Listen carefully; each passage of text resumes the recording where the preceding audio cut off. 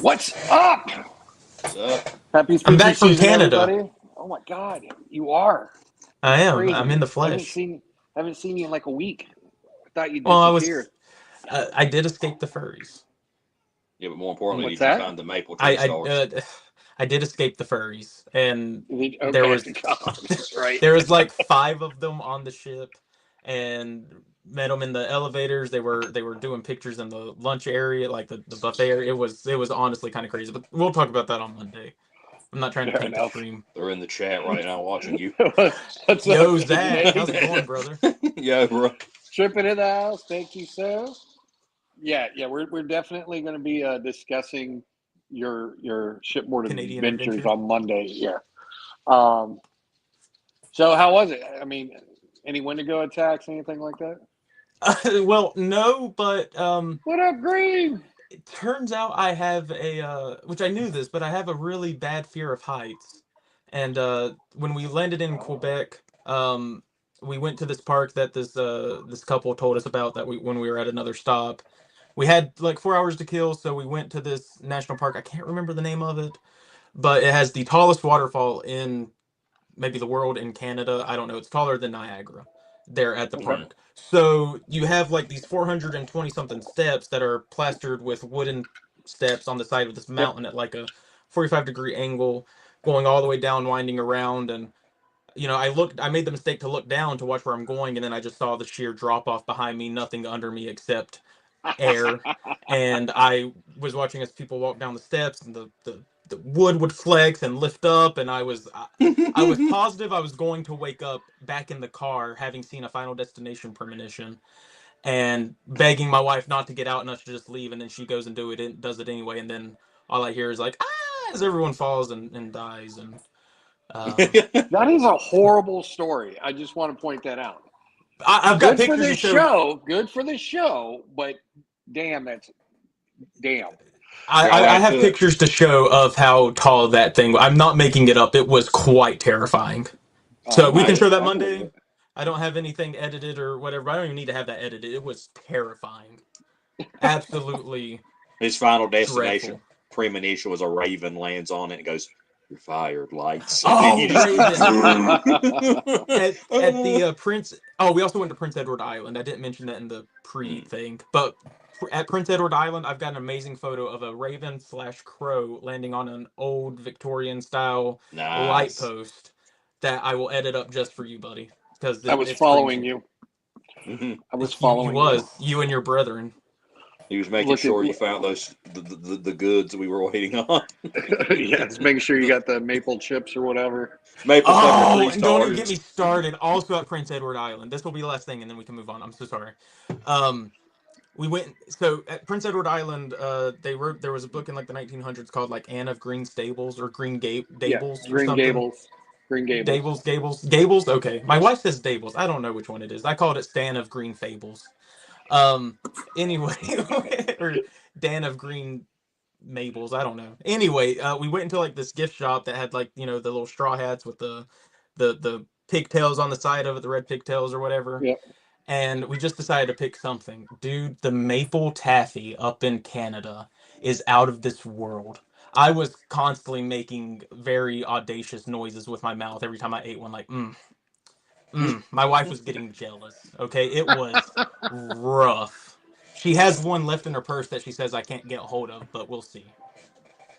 I'm surprised it made it back. I'm surprised it did too, because she gave me the last two, and I guess she just kept that one to taunt me. Ugh, so good. Fair enough.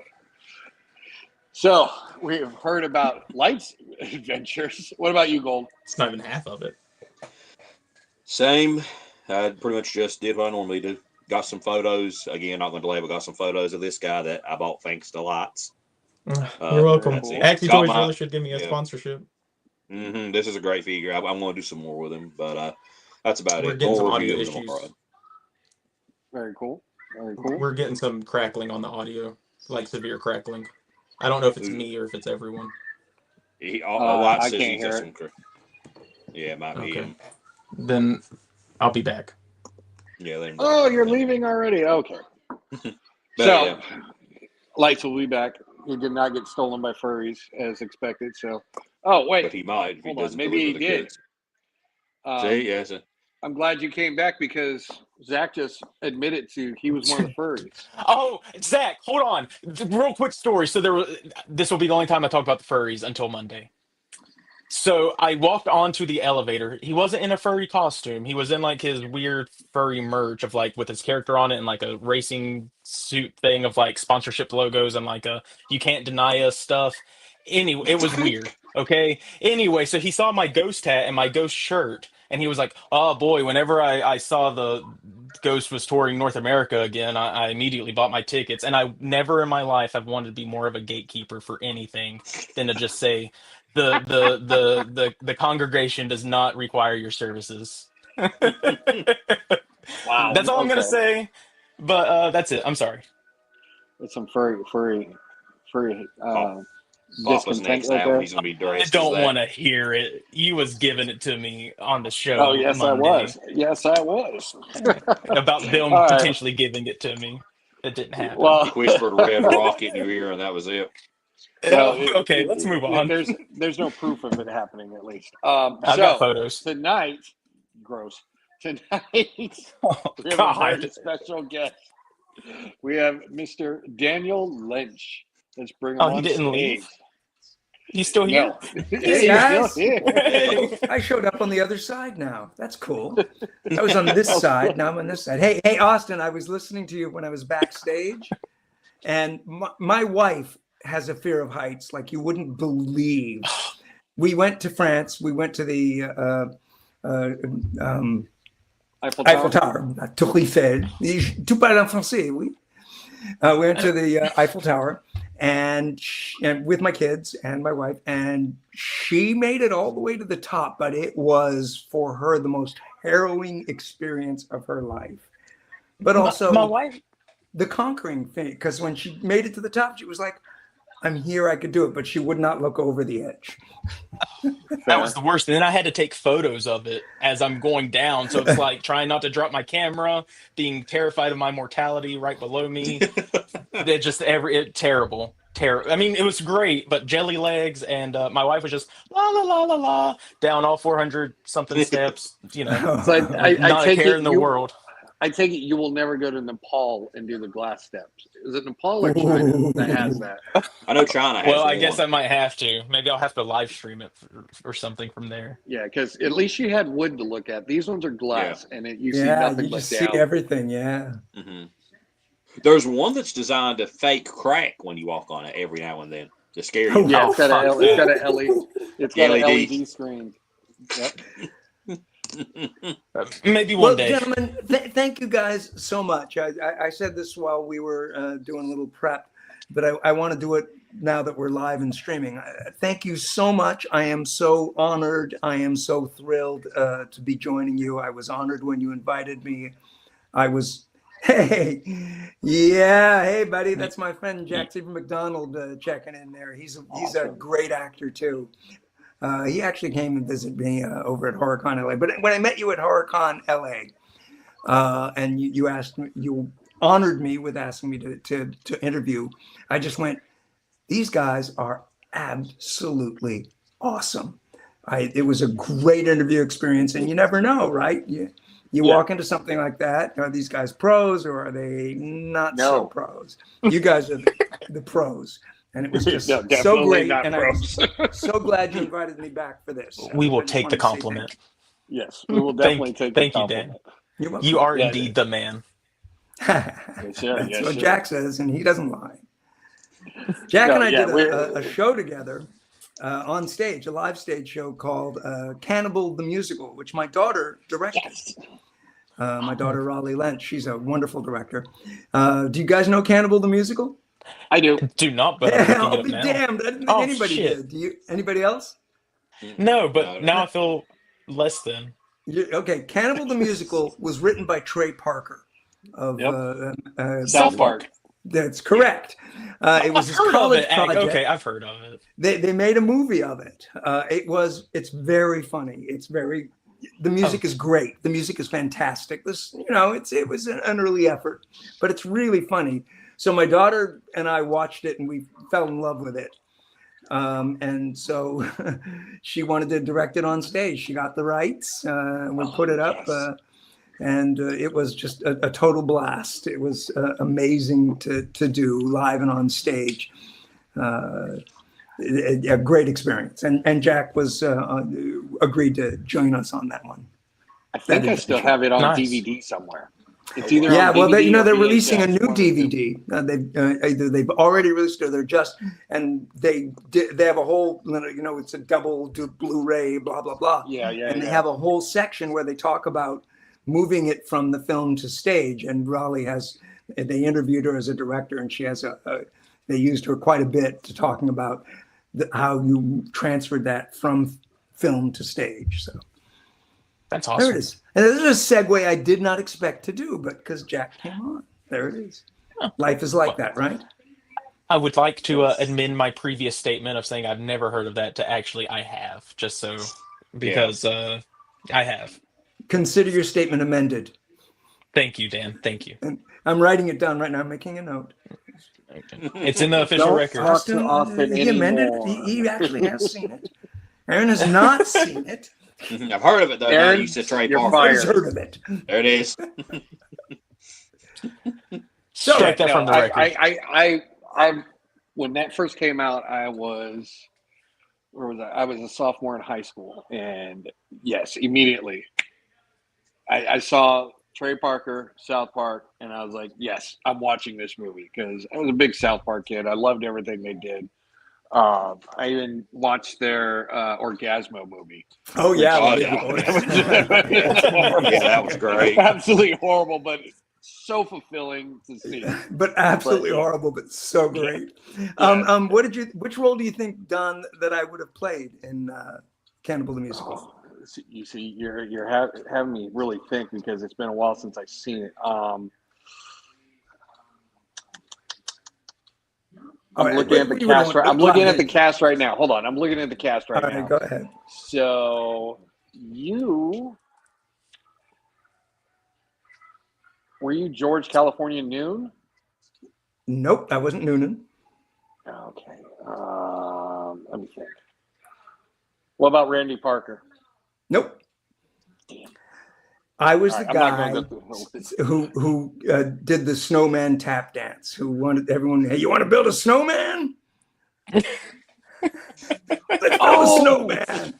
Yes. Okay. Hold on. And in the movie, they had a fake tap dance. He's in the snow and you don't see his feet and he just kind of moves around and they make tap sounds. I had to actually learn how to tap dance so that I could do the tap dance on stage. So I'd already done a little tapping in an earlier show.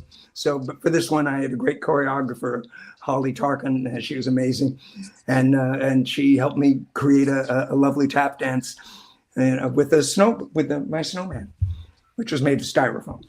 Now I'm going to go back and watch this movie again. I got It's on to my Tubi. DVDs and find it. It's on Tubi. Yeah. Done. Oh yeah, That's absolutely what's it is. getting Awesome. watched tonight. But you should get the Blu-ray, really, truly, so you can watch Raleigh and see me. All right. Anyway, moving on. Okay. It was such an interesting segue. I had to share. No, I mean, no, That's thank you. Awesome. Wait. Okay. So, with your IMDb, looking at everything. Why is that not on there? I think Why because is it's what what not on there? stage. IMDb's for movies and TV shows. That is I don't the think answer. it captures Okay. plays. And That is the performances correct like that. answer because I've done some interesting theater. I did at A Noise Within, which is a local it's called Equity because I'm a member of Actors Equity, which is the stage union for live theater. I at a theater called A Noise Within. I was in a picture of Dorian Gray, directed by Michael McKetty.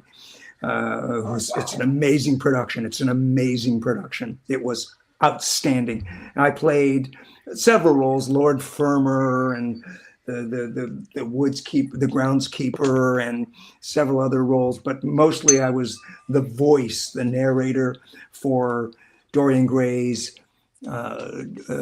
movement towards corruption, using the words, the actual words written by. I've just gone blank on the writer. Oh my God! You all know who I'm talking about. The guy, the famous writer of Picture of Dorian Gray. Oh my God! Somebody look it up. Anyway, so I got to say Wild. his or Wild, of course. Yeah. Well, and I got to say his words while there was this amazing dance production going on, showing the corruption of Dorian Gray. And the Dorian Gray was played by a wonderful actor, whose name I've also gone blank on. Colin Bates, who is now in this new show, Task. He plays one of the one of the gang members, the one with the little beard and the kind of softer speaking. Anyway, wonderful actor. Anyway, so it was a great production. So I've been very fortunate on stage, which you won't see on IMDb, to play some wonderful roles. I've been able to play, oh boy, I was a member of the Repertory East Playhouse out in Valencia, Newhall area, where I was allowed to play roles like Atticus Finch in To Kill a Mockingbird. Nice. I played Lieutenant Nathan Roy Jessup from A Few Good Men. You know, you need me on that wall. Oh, wow. I got to play Salieri in the Amadeus, which is probably the hardest role I've ever done, because Salieri never leaves the stage, ever, for 2 acts. He is always on stage, and he transforms from younger to older to younger to older, back and forth. And he monologues constantly about the action, and then he portrays himself within the action. It's very, very difficult role. And That's very intense. Was honored to get that role and play that role. So I've got a lot of stage behind me, which you won't see. That is very disappointing on IMDb's part. Do you know if it is? Do you know if there's a website or something that shows like your history on the stage, like that compiles that? That's what I'm trying to look up right now. Does it, but you can't do video of equity shows. It's against the rules. You can only do it for rehearsal purposes and some other reasonings. But it's a clear line of delineation. You are not allowed to do it except for very, very specific purpose. So it's very, there are some. I mean, some of the Broadway plays are now created a loophole where they get the actors paid under a certain scale, but those are on a much higher level than where I was at. So no, not really. Not that I know. That sucks. Yeah, well, but that's awesome that you have such a wide history. Hey, look, that's me down there. Yeah, you can find me there at Instagram.com, Daniel Lench. Thanks, buddy. Yeah, I mean, you have gone stage, big screen, little screen. You've commercials, you've written commercials. You've done everything.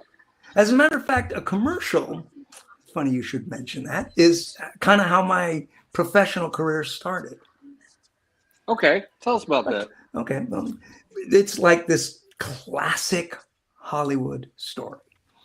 I'm waiting tables, as many of us in this bizarre industry do when we're first starting out and trying to just find a gig that gives you enough freedom to continue to act. So I'm waiting tables in this little restaurant called the Melting Pot out in West Hollywood. And I'm waiting on an outside patio. And this young guy and his girlfriend, fiance, I'm serving them. And then he calls me over and he goes, hey, come here. Are you an actor? And I went, yeah, it kind of shows. And he goes, oh, yeah, it does. He said, are you represented? I went, no, I'm trying to get some, but no. He says, what are you doing when does your shift end? I said, like 4:00. He said, what are you doing right after? I said, nothing. He said, will you go on an audition for me? I went, sure, but I don't have time to change. I'm just wearing my, work stained clothes. He said, no, you look great. You're fine. You're perfect. Can go over here, go over to this place and tell them that Woody sent you and just show up for this audition. It's a commercial audition. Okay. So I go to this place. I say, hey, I'm sorry, I'm wearing my stained waiter's clothes, but this is all I had. No, you're great. You're perfect. They put me on camera. They asked me to do a couple things. The next thing I know, I book a national commercial that Wild spots during the Super Bowl. I get an agent and I get my SAG card. I get Taft-Hartley lead, which is the way you get, one of the ways you can get into the Screen Actors Guild, all on the same day. Wow. Is that a Hollywood story or what? That is just like an Hollywood avalanche story. of greatness right there. It was just, Perchance. timing and good fortune. And, that's, a lot of that is true. And I think every professional actor you'll hear tell the same stories, years and years and years of doing what I do. And then finally, luck meets opportunity, opportunity meets skill, skill and effort meet, and boom, things happen. I was very fortunate. If that hadn't happened, who knows, where my career would have ended up. But that was how I got into the unions, and that was how I got an agent, and how I started getting work. So Awesome. So you can probably find it too. It's the 1980s. I think I just found it. You get 1980s commercial. Is it on your YouTube? Is it on your Probably. YouTube channel Is it under for national television? commercials? For in television? It just says national commercials. It's 49 seconds. Okay, well then here, I will put that in the private chat so that we can bring it up. It is So in anyway, the private chat on the stream. Yeah, I see it there. Let's see. Where did it go? This is fun. I always love looking at commercials and stuff. And this is the thing about acting. Let me be really honest about this. It's a tough career. It really truly is. It is a wonderful career. It is an amazing thing when things happen for you and you get the chance to work your craft and show your craft. And obviously there's a big difference between film and television and stage and the different kinds of responses as an actor that you get. But it's a really very difficult career. You have to be willing to make yourself vulnerable and bring your work and your craft together on an almost daily basis to audition for this. You audition for that. Now it's all self-tape. So you set up a studio in your home and you self-tape and you send a self-tape off for this role and you send a self-tape for that role on a daily basis, or if you're lucky, or several times a week if you're really lucky. And then, crickets or, we think Dan is fantastic, but we went a different way. Right. We heard that from a few people, that everything has gone, with iPhones and whatever other phones, everything's gone to the selfie mode for auditions. Yeah, self-tapes. The COVID, I think, pretty much put that nail in that coffin. Right. It is very much, you simply don't go into a room anymore.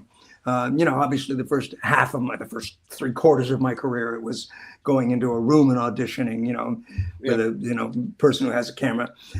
Now it's all self-tapes. And, you have to be able to bring that vulnerability and bring your work and do it, and then just take rejection on a daily basis over and over again. It's like going for a job interview and either never hearing back or hearing back, yeah, thanks, no thanks. And you have to accept that on a daily basis. That's why I say you got to have, a lot of young actors have reached out to me in the past on various social media or when I meet them in person, and it's always a question they ask. I want to be an actor. What should I do? The answer is, first of all, do you understand this? And I explain about the difficulties of this career as a path. And then do you have that strength to go through and continue and do what you do on a daily basis? If so, then train, study, read, do everything, explore art, do everything you can to make yourself an artist. Blah, blah, blah, blah, blah. So did you have formal training? Oh gosh, yes. For actors? Oh, absolutely. Okay. I've been training since I was about 12 years old. I started out here in the San Fernando Valley, which is where I'm based. There's a college. It's called Cal State Northridge, Cal State University at Northridge now. It used to be San Fernando Valley State College before Prop 13. When they had what was called the Teenage Drama Workshop. And I had known since I was very young, my parents had taken me to a lot of small theater, children's theater, and I'd seen a lot of children's theater. So I grew up as a young child with that influence. And so when I had the opportunity to go to the Teenage Drama Workshop and really start working on the craft, I was amazed. And there's a positive and a negative to that. If I'm yakking too much, you guys will stop me, right? No, Go go. going. You know from the last interview we did over at HorrorCon that I yak. I'm a yakker. So anyway, when I was 6 years old, it probably started. We went to Tony's Pizzeria, my dad and I was 6 years old. I was dressed in my little cowboy outfit with my little 6-shooter on my holster. And there was a commercial running at that time. I can't remember for what, some odor product or anti-odor product. And and it was a Western guy, and what's your name, stranger? Strange aroma. And so I had liked this commercial. So we're in Tony's Pizzeria, and he goes, "Oh, what's your name?" And I go, "You mean what's my name, stranger? I'm Strange Aroma." And I pull my 6-shooter and I pointed at him, and he goes like this. He goes, "Pow." I did probably a 10-minute death scene, just milking it. And the reaction was, "Woo!" "Oh my God, oh, he's so funny. Oh my God," And this is one of the things as a young actor that you crave. It's one of the things that drives you into this career path, but it's also one of the traps of the career path. And Teenage Drama Workshop, where I was allowed the opportunity to play some very, the King and Rumpelstiltskin and the Emperor and the Nightingale. I was given the Knight in Electric Folderol, the White Knight from Alice in Wonderland. So I was given some great roles, but the reaction that you get in children's theater is very feeding that ego and feeding that need for applause. And it took me a long time, actually, longer than it should have, and a lot of formal training, and a director who called me on my shit. Am I allowed to say shit on your podcast? Yes, sir. Yeah, absolutely. Yeah. Fuck yeah. So anyway, so the director calls me on my shit. I'm doing a comedy of some sort. And I can't remember who the director was. It might have been Michael. I can't remember. Anyway, I'm doing this a comedy, and every time I'd hit a funny beat or something, I'd do that to the audience, waiting for his reaction. See, he's directing, in rehearsals, and finally goes, "What the fuck are you doing, Dan?" And I go, "What?" He says, "Every time you do something funny, you look to me like for approval." What? And I went, "I do not." He said, "Oh, you so do." And I went, "Oh shit, I do." And that took a paradigm shift for me as an actor. When I recognized that that's not my job. My job is to serve the story, to serve the film, to serve whatever it is I'm doing as an actor. That's my job, not to seek approval from me, not to make it about me. And was a really hard lesson for me to learn, but a really great paradigm shift, because from then on, it became much less about, oh, I need applause. Oh, I need to get approval from this. Oh, I need this. I need that. Instead, it was more about instant gratification. Yeah, well, yeah, I don't need instant gratification. What I need is to explore this character, and what I need is to find a way to make these words true. So it was a wonderful paradigm shift. So basically, acting is like a double-edged sword, especially when you start off young.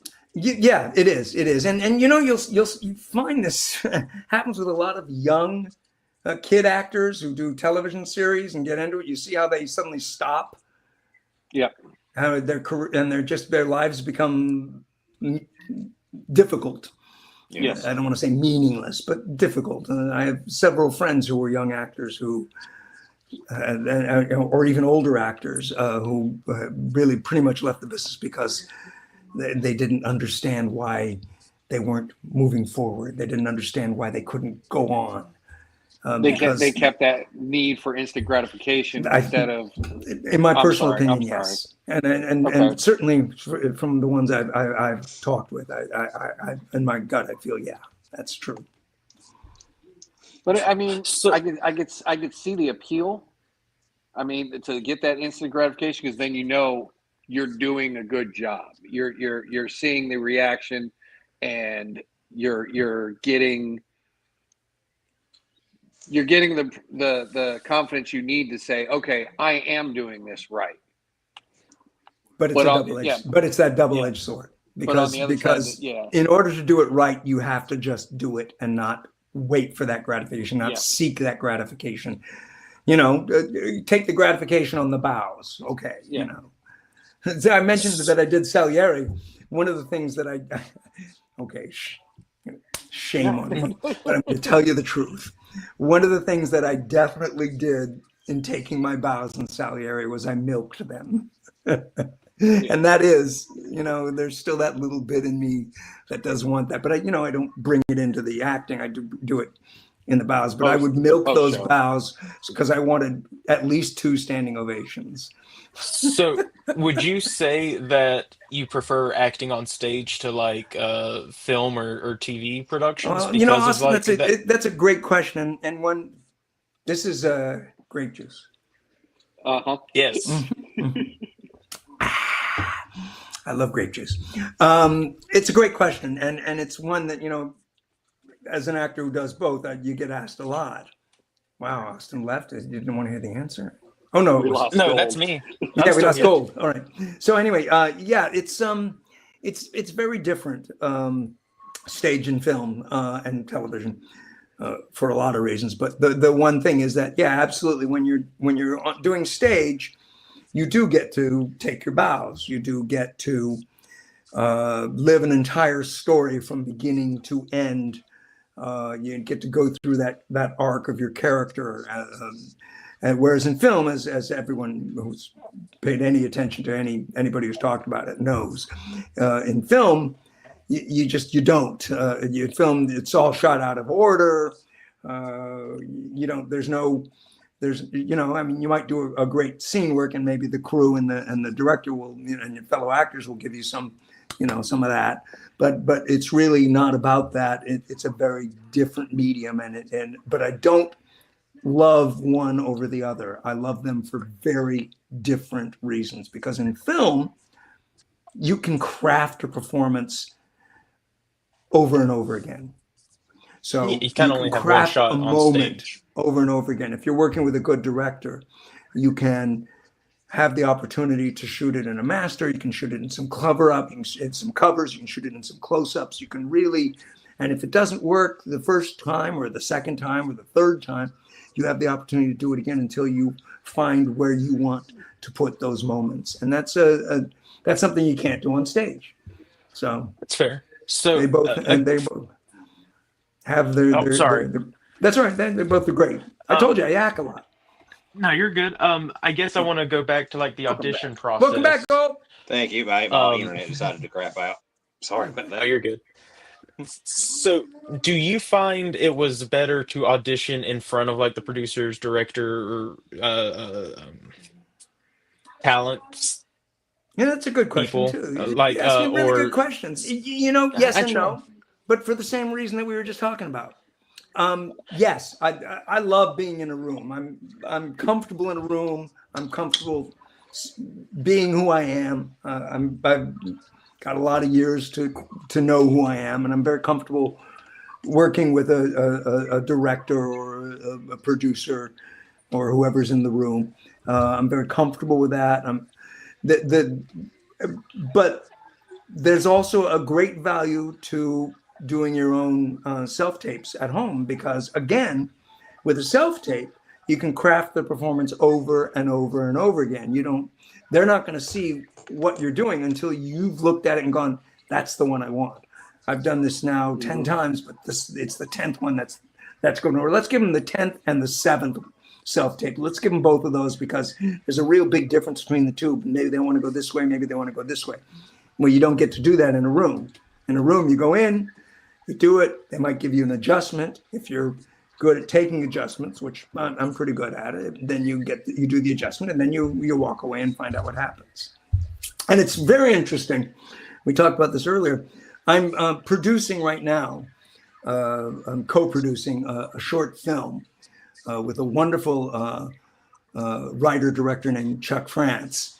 It's a short film called "It's for You," kind of Twilight Zone-esque a little bit, a little supernatural a little bit, but mostly it's just a sweet story, a lovely homing story. And I'm playing the lead role in it, a man who's likely suffering from dementia, maybe. So it's a difficult challenge in a role, but we were casting for the actress to play my daughter, and I was sitting on the other side of the table, and sitting on the other side of the table, we saw so many incredibly talented actresses, so many really gifted actresses who brought these great performances in the room, because we did it in the room, videotaping it, but in the room, and they were wonderful, and we could only give it to one of them, and so we had to say to the others, "Hey, you were fantastic, but we went another way." And so that was really because I've heard that quite a few times. You've been on that side. Thankfully. Yeah, you've But been it was on the other really side of the interesting to be table. on that other side and see, yes, it's true. It's true. You may come in and do the most amazing job, and for whatever reason, you're just not given the role. And it may not have anything to do with how well you did that work. Yeah, it could be your looks, could be just them not envisioning you specifically for that role. I mean, it could be anything. Yeah, it could be. Yeah, it could be. There's so many other aspects that go into who is, it could be this guy liked you, but this guy didn't. And so he liked her, you like, we both think that was the better choice. You just never know. Right. It's like a bidding war afterwards. If you It can be. It can be. Yeah, like politic for your actress or actor, and you know what? That's part of it too, for sure. For sure. That's crazy. All right, so let's get back to your commercials. Oh my God! Really? Oh yes. Was this the one? Good, I didn't miss, so I was looking forward. Oh no! You are now a man, and so you question why diet soft drinks must be weak without substance. That's me in the white. It is so, master. Where shall I find the full rich flavor I seek? Check it out, grasshopper. Diet A&W root beer. You have done well. The flavor, master, so rich, so full, so A&W. How can this be? Beats me. The full rich flavor of Diet A&W root beer. Check it out. $6 a month. That's awesome. 800 offer. These are a couple of pickups. I'll talk to you about pickups, but wow. So Okay. which was none of those. You didn't. Those are ones I've done, but the A&W root beer commercial, this was a gift to me from doing that. This little bear, the A&W root beer bear, which I've held on to as a treasure. It was interesting that we shot that in Mexico City. Outside of Mexico City, there's these ruins where we shot them, fort ruins. They were supposed to put a bald cap on me for that role, They shaved your head. and I went out a day early to do tests with a bald cap, and the guy worked on it for, I think I was in the chair at like 5 a.m. and he worked on it and he worked on it, and the director would come and go, "That looks like shit. Do it again." This went on the entire day. This went on the entire day until about 5 p.m. And at 5 p.m., he's working, "I think this is the one you like. I think you'll like this one." The director came and said, yeah, it's okay. Can you do that again tomorrow when we're shooting?" "Oh, absolutely. Yes, of course I can." So next day, back in the chair, 4 a.m. Same thing. Doing them again, doing this. Director coming out going, "It looks like shit. I thought you said you could do this." "Oh, no, I can. Don't worry about that. I will do it." Again, all day long in the chair. It gets to be probably around 3:30, 4 o'clock in the afternoon. The producer comes in and he sits in the makeup chair. He sits across from me and he goes, "We're losing light." The sigh. And I went, "You want to shave my head?" And he goes, "It's the only way we're going to be able to get this done." And I go, "Okay." Now, this is in the 80s, so no cell phones, no way to reach out. We're in the middle of nowhere. I can't reach my agent. So I go, "How much are you going to pay me to shave my head?" And he goes, "What do you want?" I pick a big number out of my head. I go, $1,000. He goes, "Done." Should have gone 2. So I got $1,000, shaved my head, shot the commercial. That great actor who played the older monk. I had a very cold head. I'd never had a cold head so cold in my life. Gave me this beanie cap to wear. And it's the first time ever, as I'm going through Mexican customs to get back into the United States, that they pulled me into the room. Because you didn't look like your ID anymore. I don't know. They pulled me into the room. Question. And I had nothing there. "Why were you in Mexico City?" I was working. I was shooting a commercial. "What's in the bag?" A chess set. Onyx chess set I bought. "All right, yeah, go." So that was an interesting experience. Was that $1,000 on top of what you were already getting Oh paid? yeah. No, that was in addition to the money for the commercial. Okay. Yeah, this was Making sure they didn't like just for the head. So yeah, I made a good chunk of money on that one. Could have made more. So that was a very profitable haircut. Yeah, and you know what? When I came back into the States, I got so much work. I played a pimp. I was hired for a Wendy's commercial to play a Hare Krishna, but they canceled the commercial. I did one other role. I played a skinhead. And so, Jew playing a skinhead. Interesting.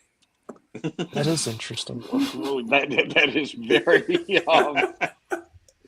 So wow, anyway, okay. So it was an interesting time in my life until the hair grew back. Well, I mean, it seemed you got a lot of work out of I was $1,000 haircut. My wife wasn't happy. Oh, I can imagine. It's like, what the hell did you do? She did like doing this, honey, She did like, rubbing the fuzz when it was coming back in. Did you ever like shine it to a perfect sheen? I did. That's awesome. That's awesome. And of course, Grab me a now Turtle it's Rush. receding enough that I may be there again soon. Hey, That's awesome. just for my own curiosity, Sure. that commercial you were speaking about, not the A&W one, but the national, Right. your That first was Mattel in television. That was the Intel. Oh, okay. Hold on. Now Oh my we've got God, it. you're gonna I didn't find that realize one it was too? in television. I'm gonna have to find that. I Does didn't anybody realize. remember Mattel in television? Yes. Do you know I've why never had Mattel one. did in television? Do you remember the reason? To compete with Atari. It was to steal Atari, so you could play Atari games in the Mattel. And they did a commercial for it. And I was got the Atari Romeo 2600. blowing bubble gum. It was up ridiculous in my commercial. Like, I made closet right so here. much money, it was ridiculous. Because they wild spotted during the Super Bowl. But let's talk about other stuff besides commercials. Okay. Let's talk about Okay. film. Sorry. No, that's all right. I dig it. See this picture here? I think I found it. Yes, tell us about that picture. All right. So that picture came about through a long series of interesting stories, which is more kind of interesting about this craft. This picture right here, that's me, as you can probably tell. I was out of the blue. I received a Facebook message from a guy out in Valencia, where I used to live, saying, "Hey, you were recommended to me through your theater company. A friend of your theater company said you're a really terrific actor, and we have this webisode called The Vault, and we're coming on. We've been running for several seasons, and now we're doing our very, very last season finale, the end of the show, and we'd like you to play the bad guy in this. Would you be interested? It doesn't pay much, pays this whatever this is." But we're shooting it this weekend. We're shooting it on Saturday. I think this is on either Thursday or Friday.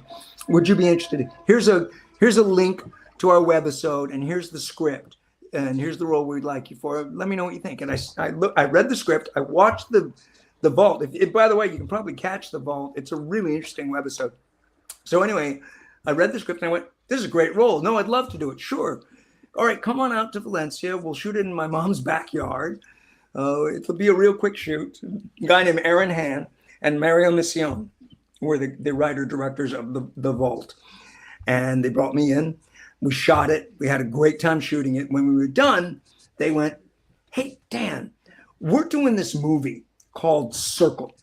And we're casting it now, and we think you'd be great for the rich man.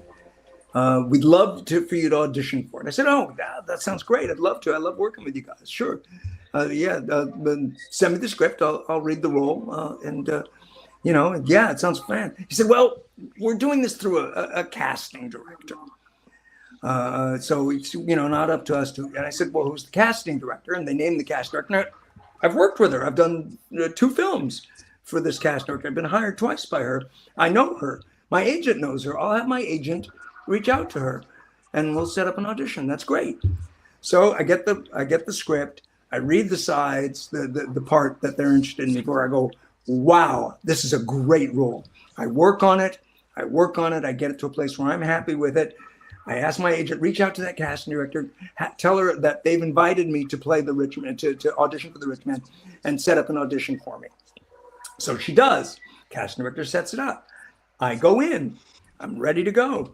Aaron is there, Aaron Han, and he says, Dan, what are you doing here? And I went, well, you asked me to audition for the rich man. He says, but we're not doing those till next week.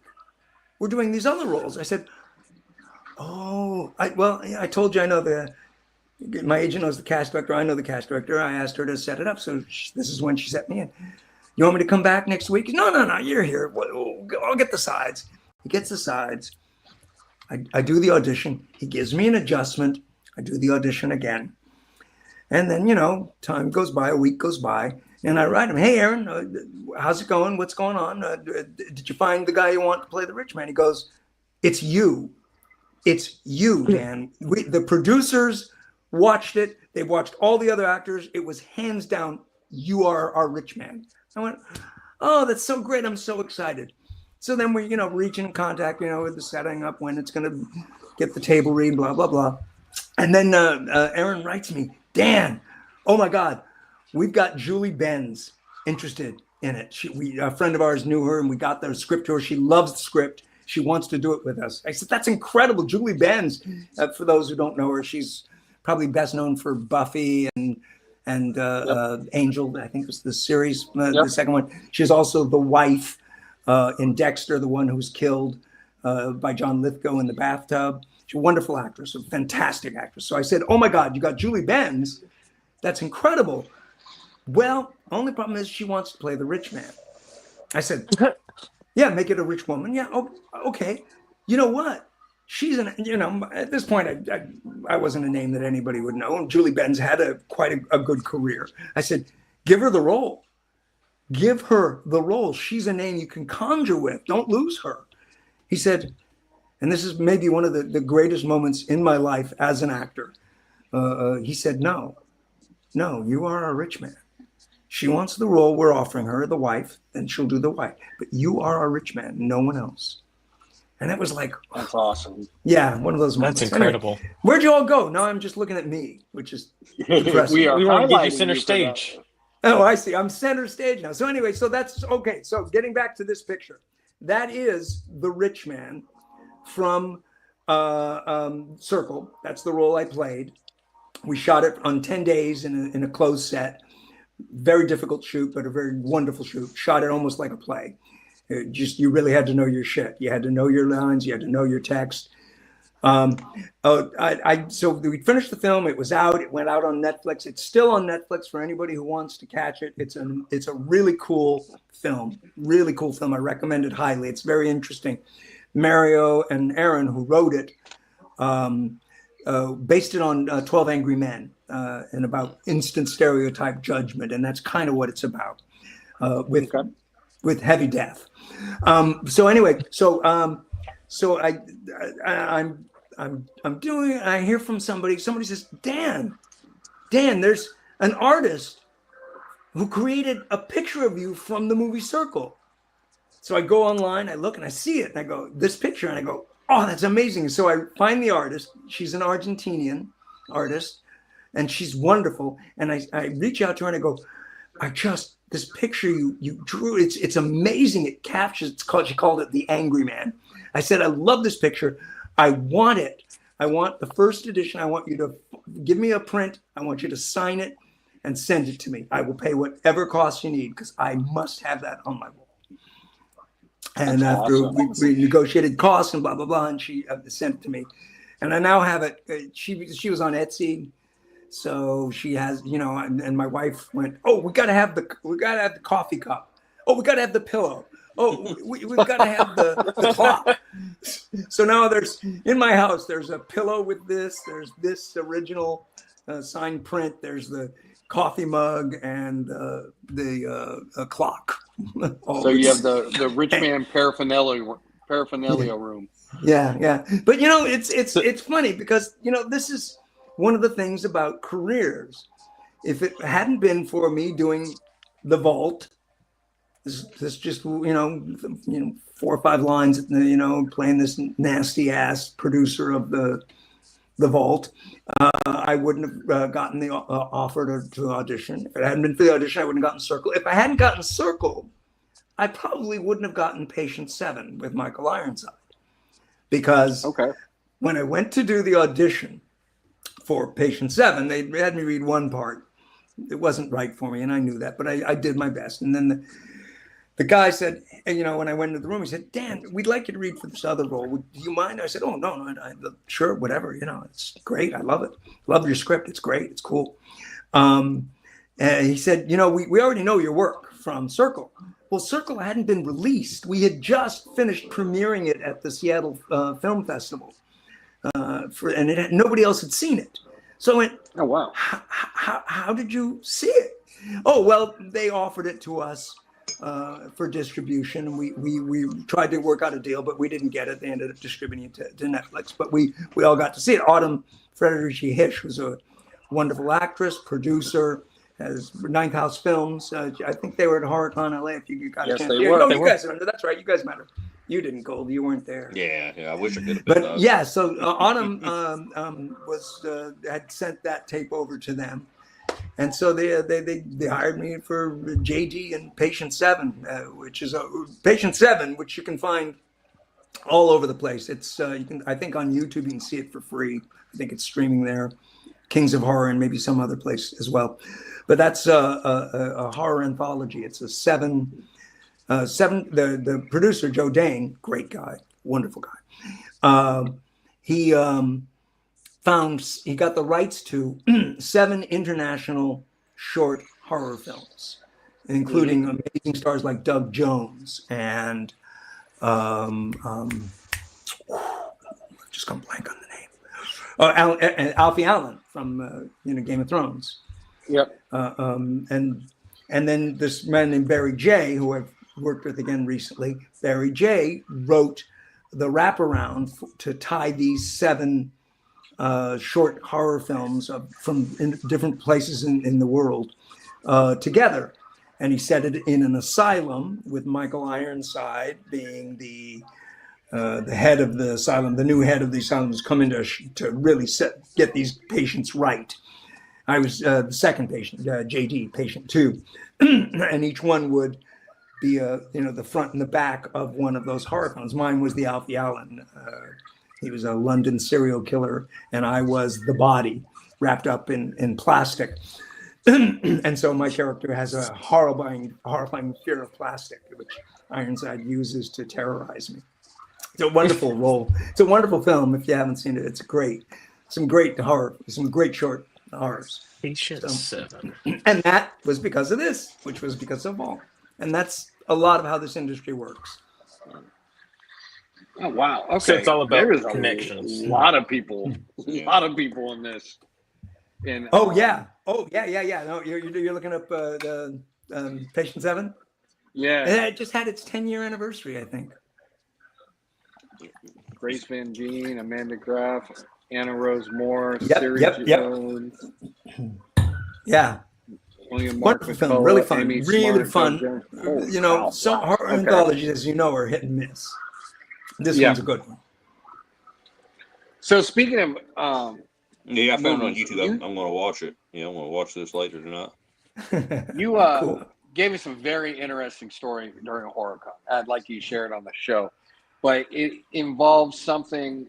It involves a dream of yours that you had, and just for reference sake, I drew up this picture. Yeah, Explain now I this. know what you're talking about. And yes, absolutely, I'd love to share that story. First of all, for those who haven't seen it, Maxine is the third in a trilogy by Ty West called the X Trilogy, starting Mia Goth as Maxine. The first film he made was X, which is in my opinion, a just fantastic grindhouse film. It was really good. For those who have seen it, they know what I'm talking about. For those who haven't, go see it. If you're into horror, X is a great grindhouse film. And there's so many Easter eggs in that film that just, when I went back to watch it the second time, just blew my mind. Like the alligator with the beach bunny. And there's just so many wonderful, there's so many Easter eggs in that film. So he did that one first. I saw it when it came out. I love that movie. I love horror. Horror's one of my jams for sure. And then he did a prequel, because he and Mia Goth, they shot it in New Zealand, and they were quarantined there because of COVID. So they got quarantined, and so they had to. I think it was Mia Goth's idea. Said, "Hey, why don't we do a prequel to X about Pearl, who is the number one killer in X, is Pearl, a double role played by Mia Goth in X." And so they did this prequel, which is so remarkably different from X. It is just this completely different film. It is a Technicolor, Disney-esque, Wizard of Oz-esque, that just happens to be a really good horror film. And Mia Goth's performance, Disney with the twist. Oh yeah. And Mia Goth's performance in that film is nothing short of remarkable. And I think I said this when we were interviewing before. It's just like, to me, that was deserving of an Oscar nomination, a nod. But of course, horror just doesn't usually get the nods. It's starting to get there. It's getting more that direction. But this one, her performance in that, her monologue, she does a monologue to her sister-in-law, where it just goes on and on and on, and each aspect is just anyway. So I got a chance I got hired to do the role of the producer of Puritan 2, the film that Maxine was coming to in the 80s. And again, Maxine is, like X, like Pearl, a very different movie. It is an 80s blast. Great music. Great, it captured the 80s, set around the Strangler, the Night Stalker. Yeah, Night Stalker, which I have another story about. Anyway, and I got an offer to take on a role. I was thrilled because I'd already seen the other two movies. I got a chance to meet and work with Mia Goth. And when I met her, I told her what I just told you guys, that this is your role in X, but especially in Pearl, was brilliant and deserved to be nominated. And her response caught me a little off guard because I'd only seen her at that point on screen. And her response was like this: "Oh, thank you very much. That's very kind of you. I really appreciate it." She has this very British and very quiet voice. And so that kind of took me back. It was great, though. Which is a complete change She from just, her in there the is an movie. actress who, and I can't wait to see her in Frankenstein. I can't wait. Wait. Guillermo del Toro's Frankenstein. Oof. Yes. Anyway, Been waiting for that. going back to the story you were hinting at. When I was 13, my father took me to what was then Grauman's Chinese Theater, the famous place where all the handprints and footprints are of all the famous stars, to see the movie Fantastic Voyage. And it was my birthday present, and I brought my 3 or 4 of my best friends. Went next door to CC Brown's to have chocolate fudge sundaes after. But when we were there was a big red carpet event. And I thought, someday I'm going to walk on the red carpet here at Kwamen's Chinese Theater. It was a dream of mine, a thing that I just, oh my God, that would be it for me. That would be it. So life goes on. I never get invited to a red carpet on the Kwamen's Chinese. Now it's TMC or TLC or THC. I can't remember. THC, probably THC Chinese. No, that's not TCL. There it is. TCL Chinese Theater. It is now. So now we're in the present time. I've completed the principal photography on Maxine. I play racquetball. I'm actually just finished second place in the shootout. I enjoy racquetball. It's a good thing, keep me physical, and remember that I'm not as old as I really am. And so I play racquetball at a place called LA Fitness Center, where I guess LA Fitness is all over the country. But this is the one in Hollywood, which happens to be 3 blocks down from the Chinese Theater. And I had just finished playing in a league for that night. And I was driving along Hollywood Boulevard, driving past the Chinese Theater, and they were having a Latinx festival with a red carpet. And there was this big red carpet affair. And as I'm driving by, I remember my childhood dream. And I think, God, someday I'm going to be on that red carpet at the Chinese Theater. I get home, and there is a message from the producer of Maxine. You're invited to the red carpet premiere at the Chinese Theater of Maxine. And I go screaming to my wife, oh my God, look at this, look at this. I was just talking about this. And there to myself. That's awesome. And there it was. And I got to live that dream. I got to be at that red carpet premiere of Maxine and watch my movie on the big screen for the first time. And it was an experience I will never, ever, ever forget, ever. So what was that like for you? I mean, besides it being like what feelings did you have getting to live that childhood dream? Like was that kind of like a justification? I mean, more so than it being a childhood dream, what was it? What did it feel like for you? I'll be completely honest. It didn't have the feeling of a justification. It didn't have a feeling really even of completeness. It just had a feeling of another step on the journey that I recognized, a journey that I wanted to be on when I was very young, and recognizing I'm on that journey and I'm living that journey.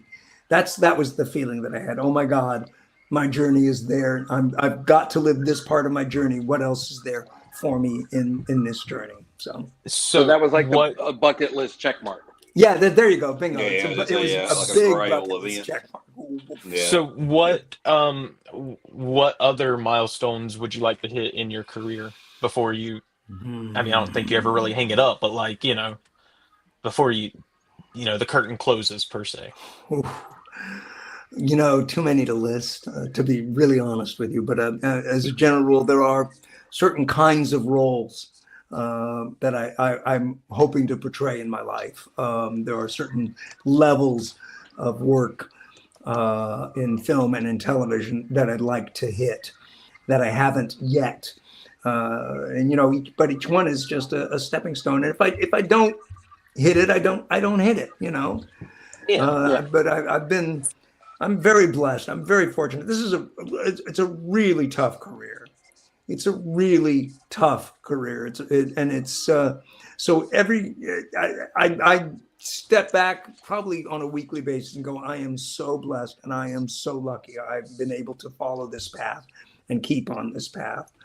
And here I am, at the age I am, still following my dream and still following my path and still having the opportunity to take on new roles and different roles. And I'm super excited about this It's For You, about the thing where I'm playing an elderly man who may very well be suffering from dementia. I'm very excited about taking on that kind of a challenging role. What is? Go ahead. What is the release date for that? Shoot, I had it here. For that, This Is For You, right? That's what it's called. This Is For You. It's For You. It's It's free. for Okay, you. sorry. It's free. And we're about to release a Seed and Spark for funding. So anybody who wants to fund a movie, please check out our Seed and Spark when it comes out, probably sometime in the next couple of weeks. Because funding a short film is not easy.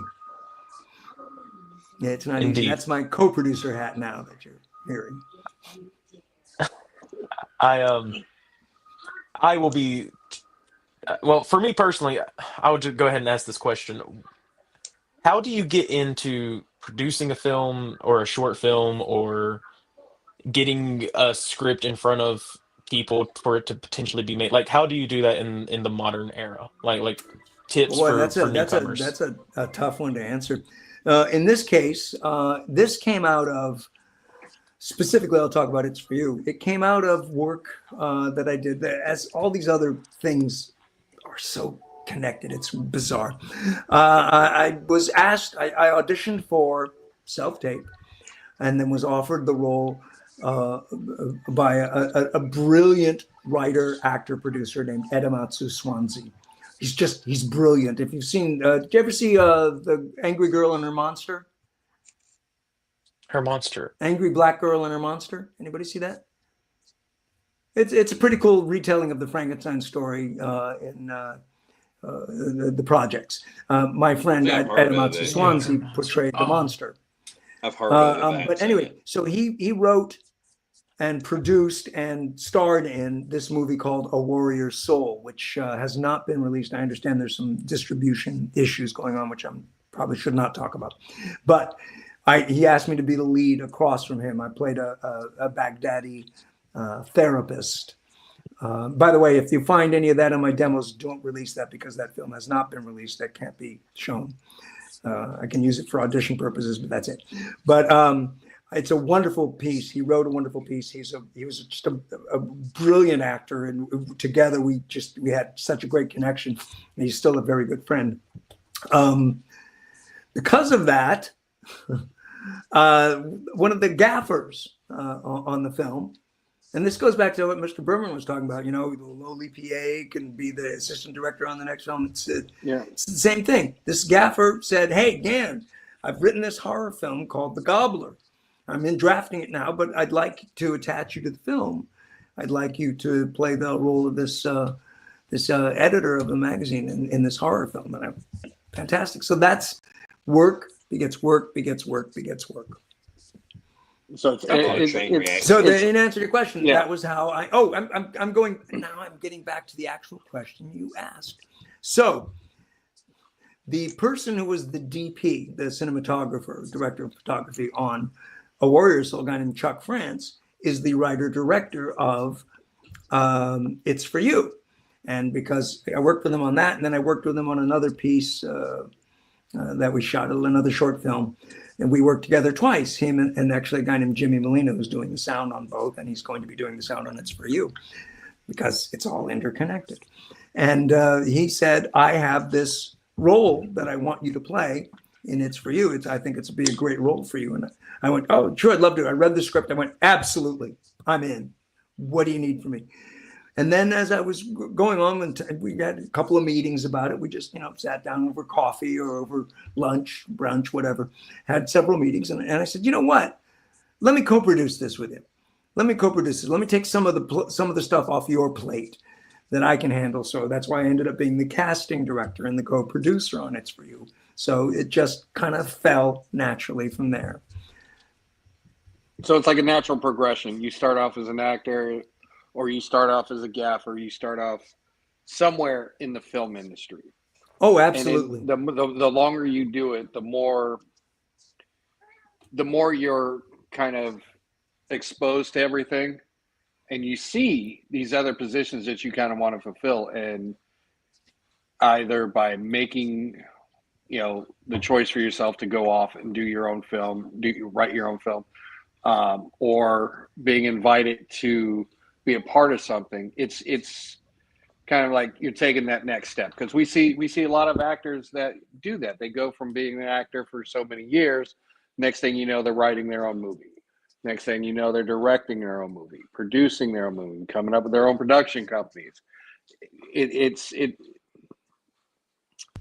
It's I agree almost with like you. It's a growth. natural progression. I have created a production company for that very reason called Snark Hunting, because I love the hunting of the snark by Lewis. Do you know it? Hunting of the Snark? I don't even start. That's It's Alice in Wonderland. yeah, that's correct. And Yeah. it's probably one of my favorite poems. I memorized it. It's very long. I think it's called An Agony in 8 Fits. A fit being a It's chapter. 108 pages. Right. And I fell in love with you. Just the place for a snark, the bellman cried as he landed his crew with care, supporting each man on the top of the tide by a finger entwined in his hair. Just the place for a snark. I have said it twice. That alone should encourage the crew. Just the place for a snark. I have said it thrice.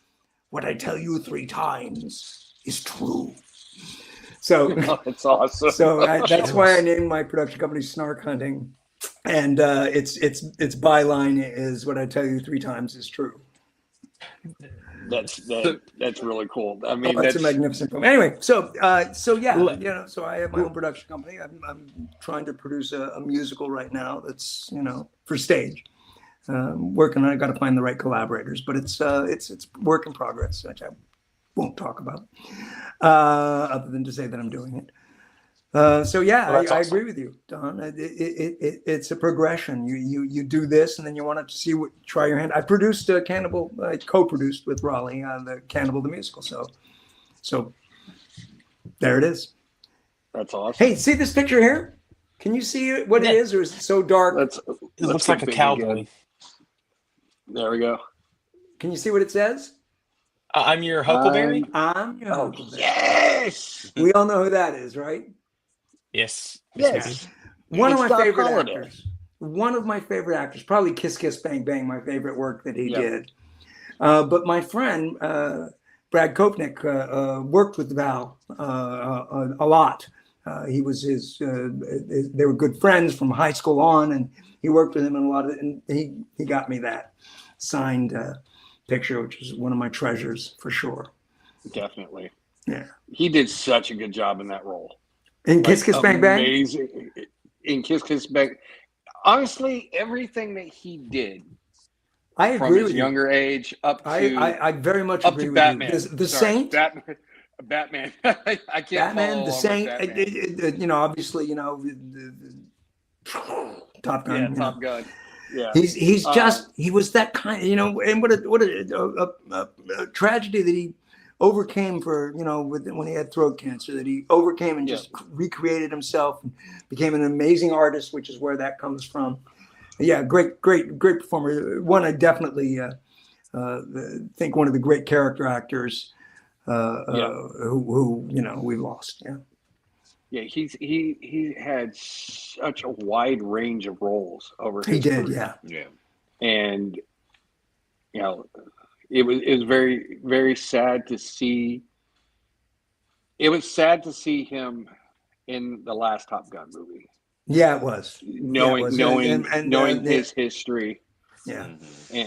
But did you he see left his such a documentary? mark.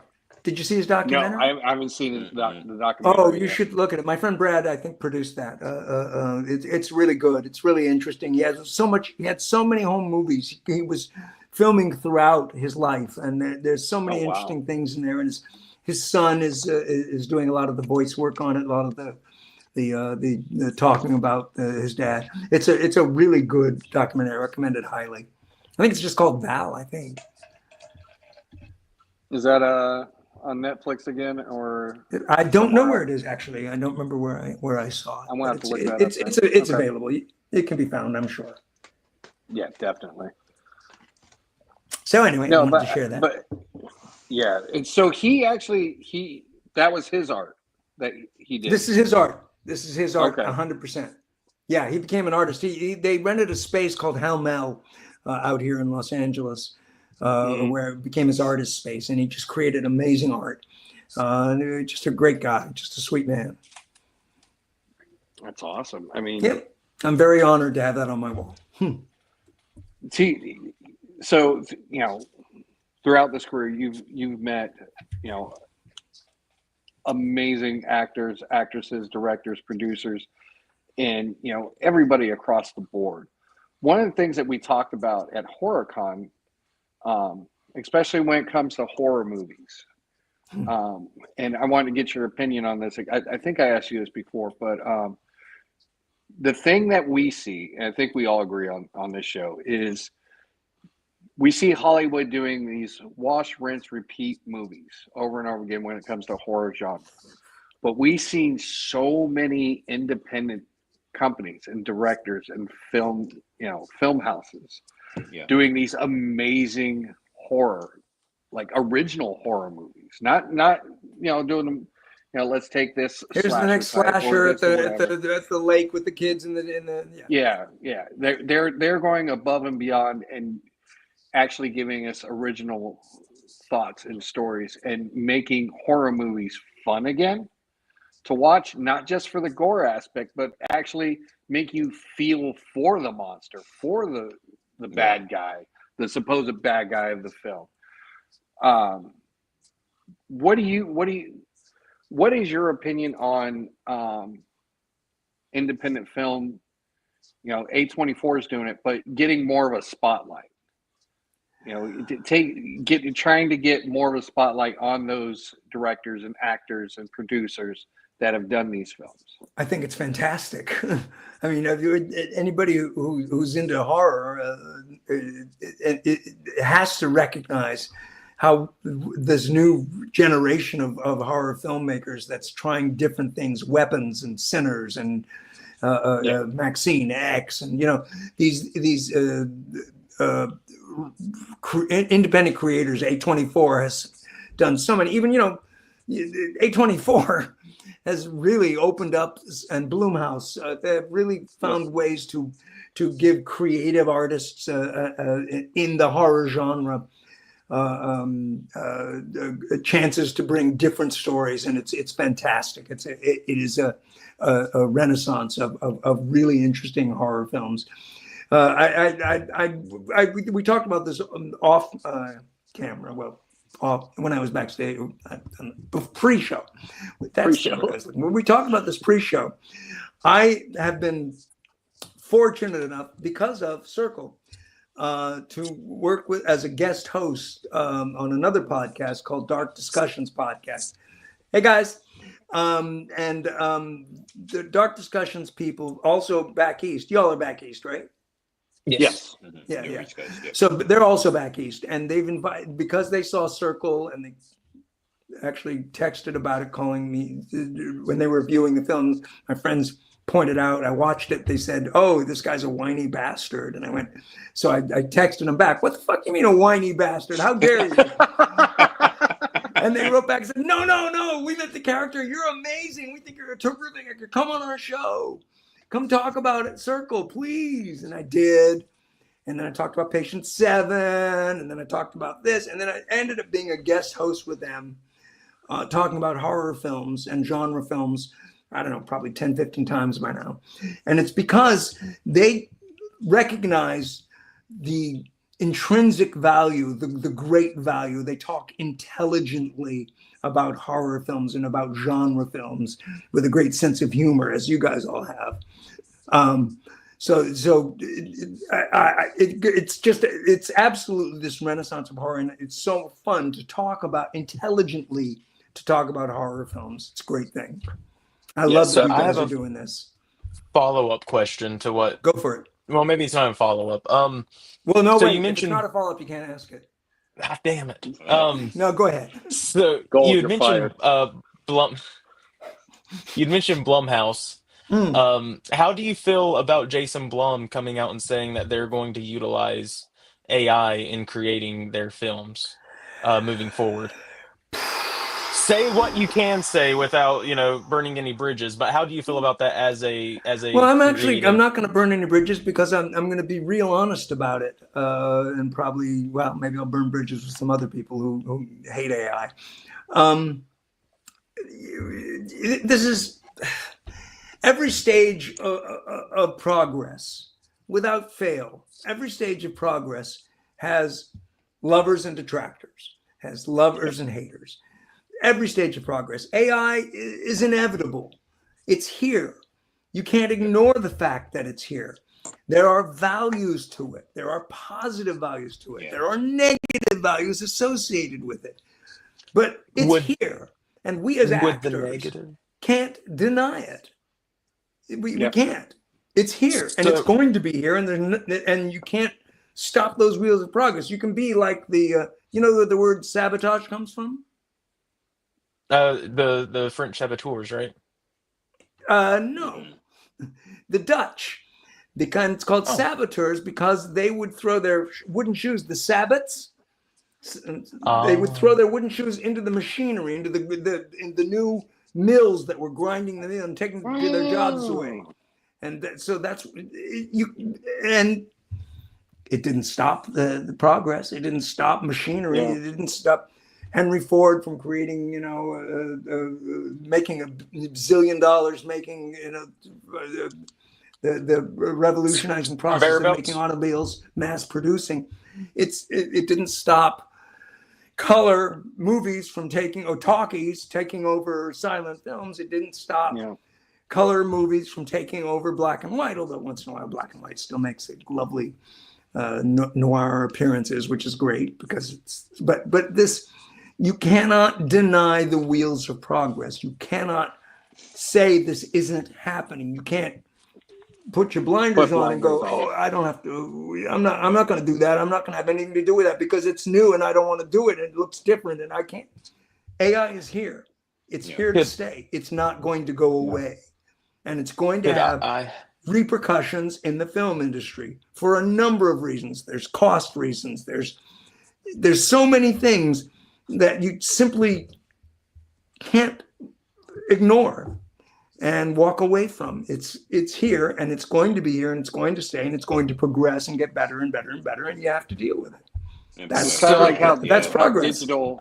It's kind of like how digital took over from practical effects. Video killed the radio star. Yeah, definitely. Well, I guess I want to come at this. Sorry, I want to elaborate on this just a smidge. Sure.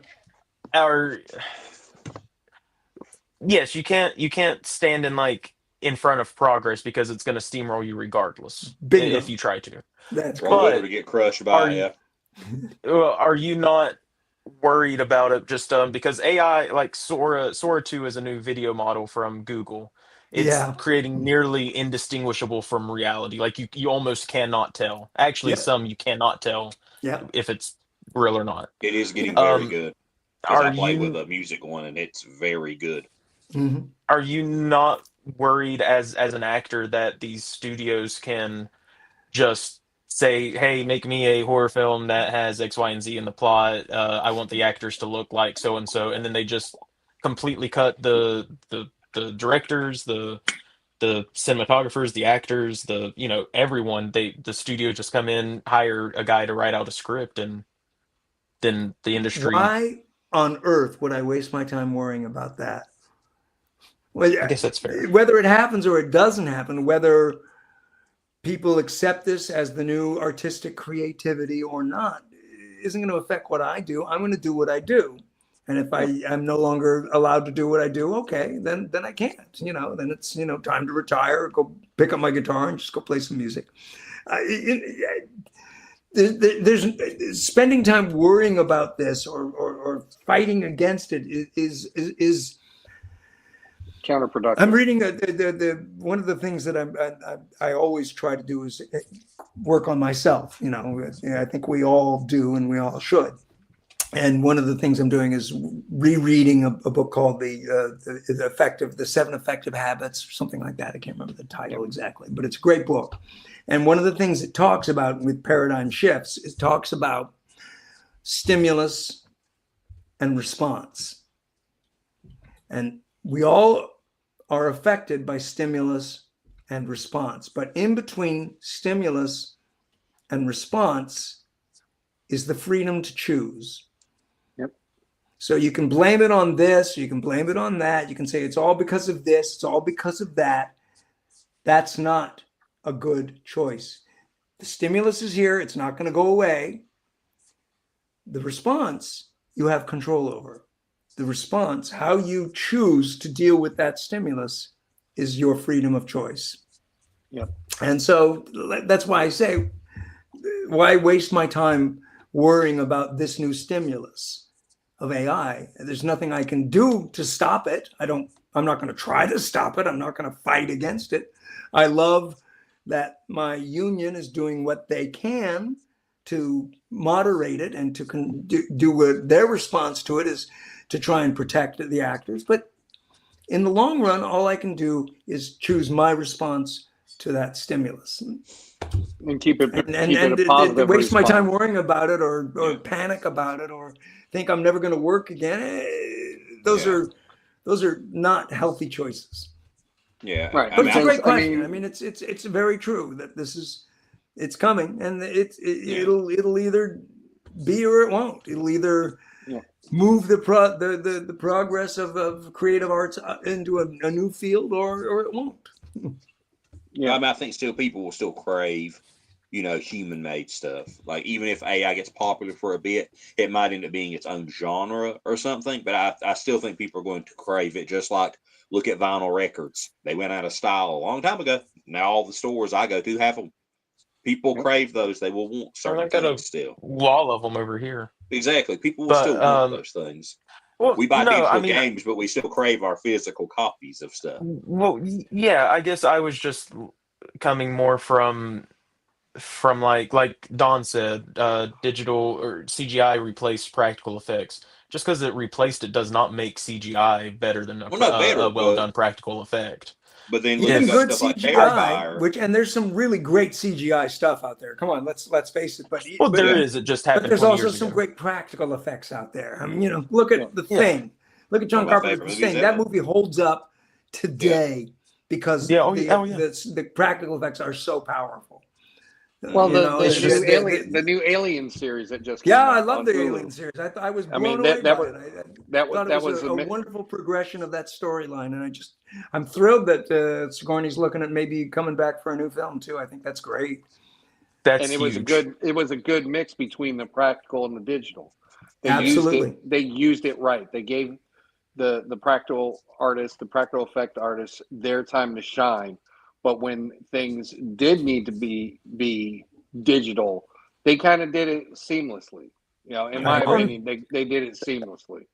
And that's when CGI works best, is when it's integrated with practical effects, not when it's just replaced it and everyone's standing on a blue screen or a green screen. I agree with you, but But I mean, my fear is not that, worrying about people, not working again or being scared that it's coming or whatever. I just worry that it's going to suck the creativity and the nuance out of filmmaking. And it might. I hear you. It very well might, or it might not. It might add a whole new level of creativity and work together with creative artists to create a whole new form. Yeah. You never know.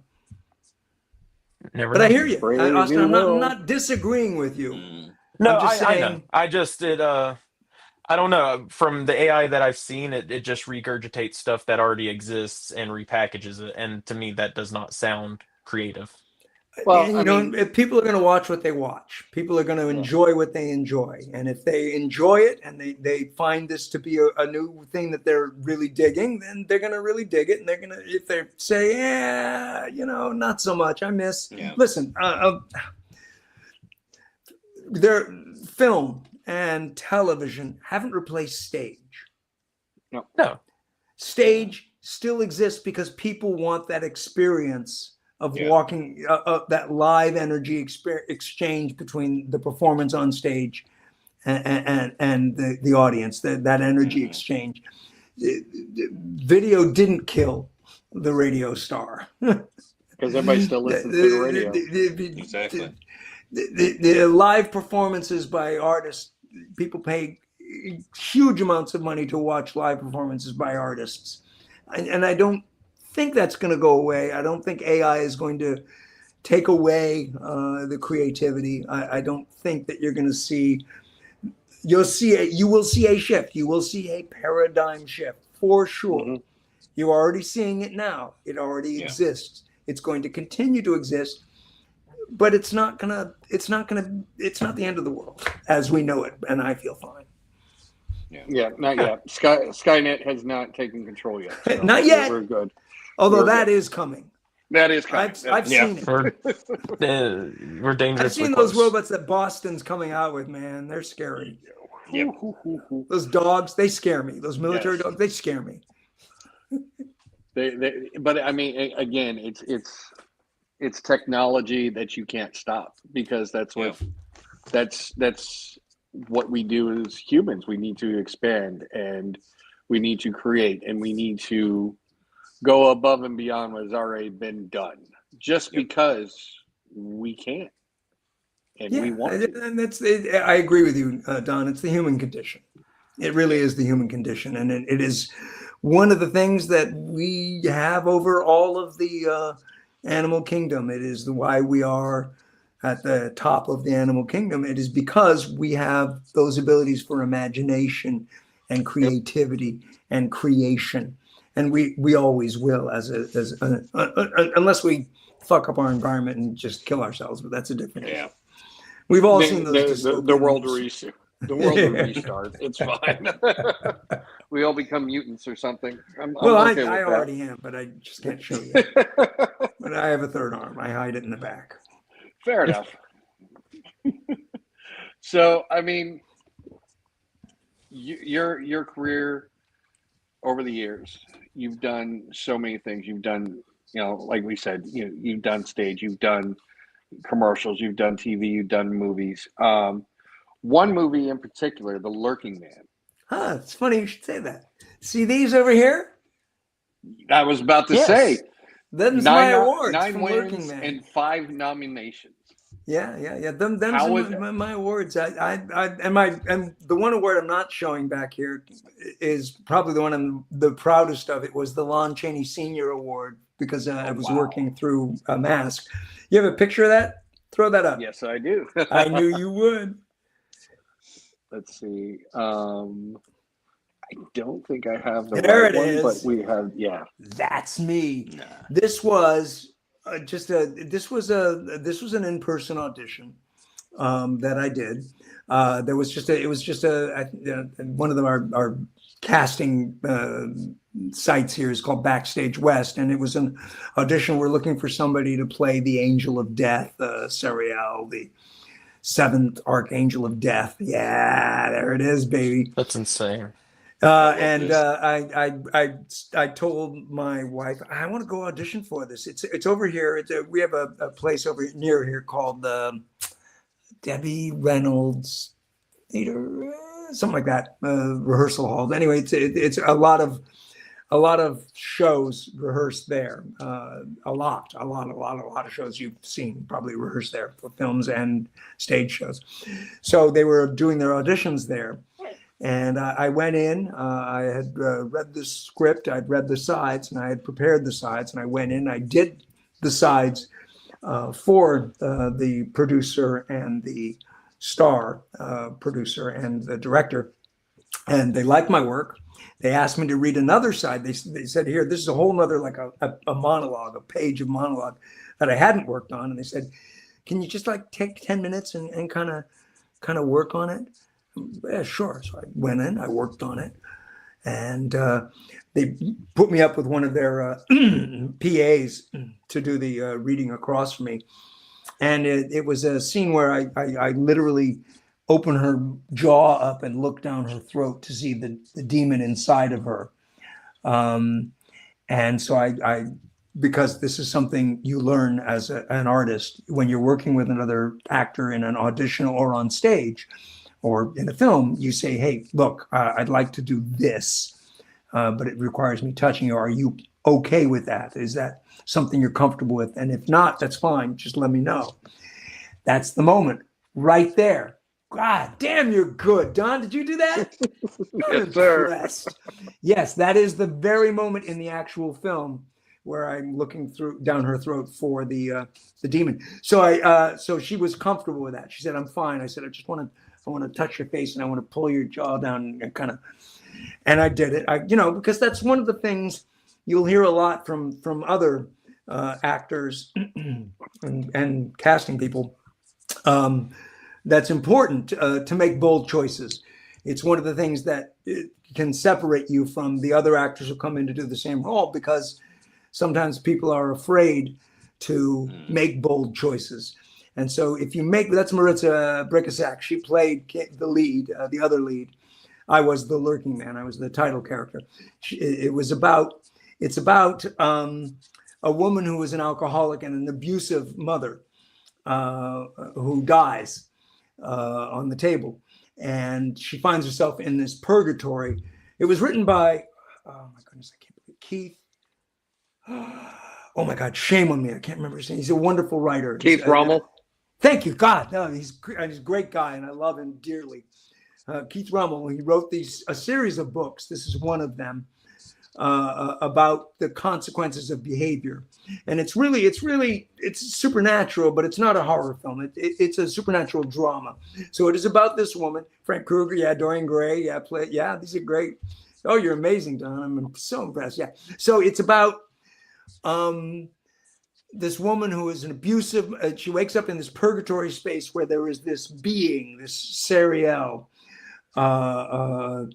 who is the seventh archangel of death, who wants her to make a deal with him. He basically takes her through the hell of her life and shows her why she's here in this place, that she's dead, but she has a chance.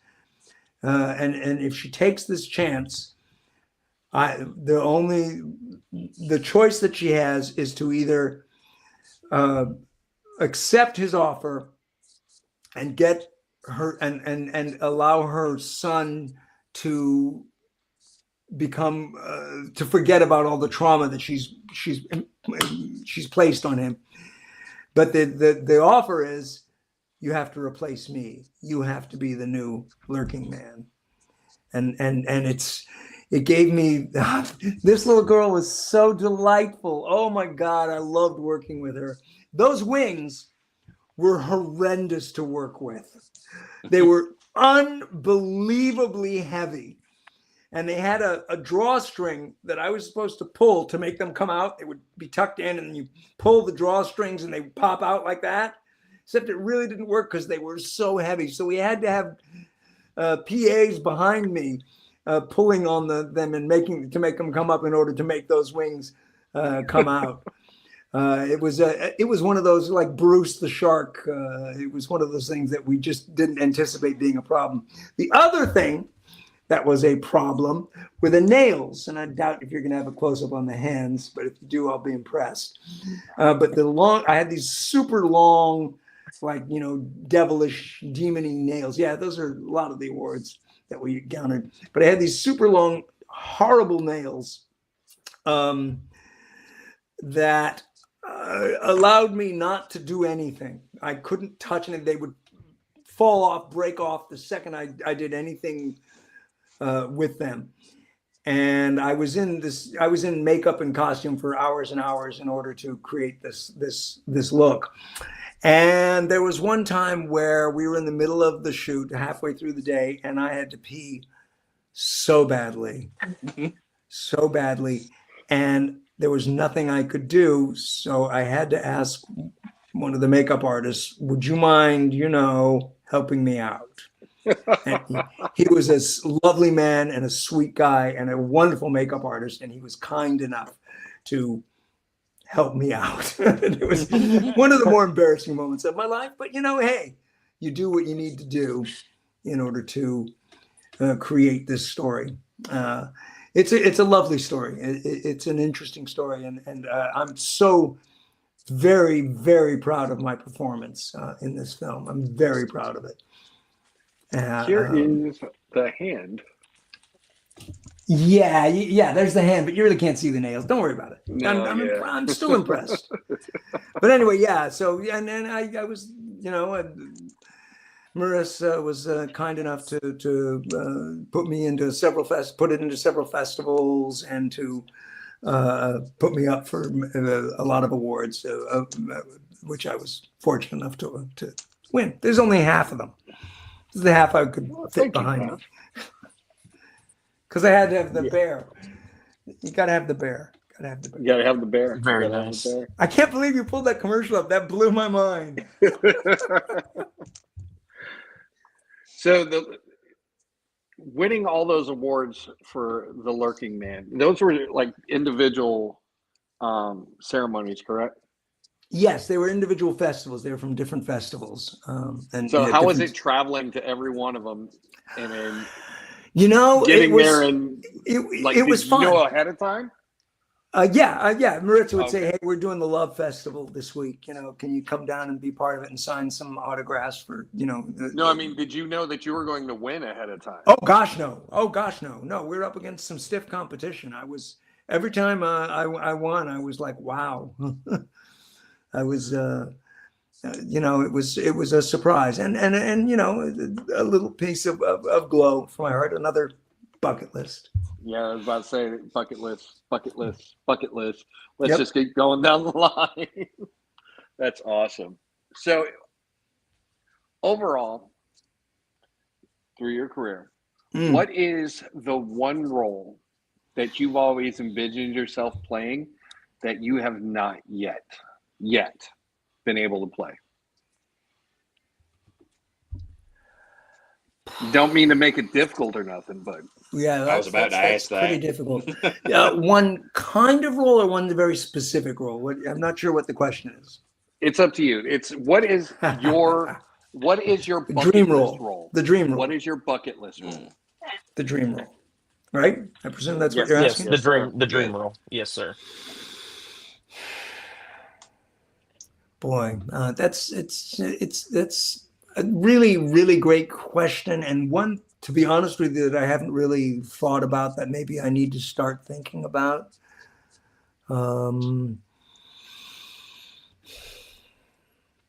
I've had the opportunity to play lead roles in films. But I've never. Yeah, all right, okay, here we go.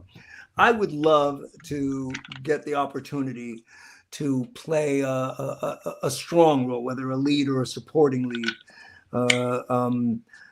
in either a streaming series or a television series, but probably in a streaming series, given the way things are going right now. I have to say, honestly, the things I've been most impressed with recently as a watcher, as an audience member, have been things like The Lowdown, like Landsman, like Mayor of Eastwood, the one I'm watching now, Task, that my friend Colin Bates is in. The one I started watching yesterday, the Last Frontier. The work that I am seeing now in these continuing series, like streaming series, like Stranger Things, like the work like Wednesday, the work that I'm now seeing in these streaming series is really impressing me. It's because it's you're given an opportunity to explore a character over a much longer period of time than in a film, where you've got basically an hour and a half to 2 hours to complete an arc of a character. Whereas now these limited and streaming series have given actors opportunities to really examine and in depth portray a character across a long arc. And I'm very impressed with that right now. And so I think probably a dream role for me would be to get a good, strong supporting role in one of those. That would be a big bucket list for me. Does that answer the question? Yeah. Good boy. Yeah. I just wanted to give myself a little reward. Good job. Oh, wait. That's another reward. Oh, yes. The grape juice. I love grape juice. The reasons you stated, I feel like streaming is the future of entertainment, because you do get a chance to experience the characters, go more in depth with them, sit with them longer than just an hour and a half, than waiting 2 hours or 2 years for another hour and a half. Sure, yeah. Look at Alien Earth. Look at the character. Look at Timothy Oliphant's role in it. Look at Fallout. Look at Walton Goggins' performance in there, and the actors are kind of forgotten. But just incredible performances who have these, like you say, Austin, they have these really great arcs. to explore. Yeah. That feels like the future, and I enjoy that a lot. Getting to experience those characters and go more in depth with them than just hour and a half, 2 hours Streaming of killed the game. movie star. Not quite. Streaming. Movies still exist, but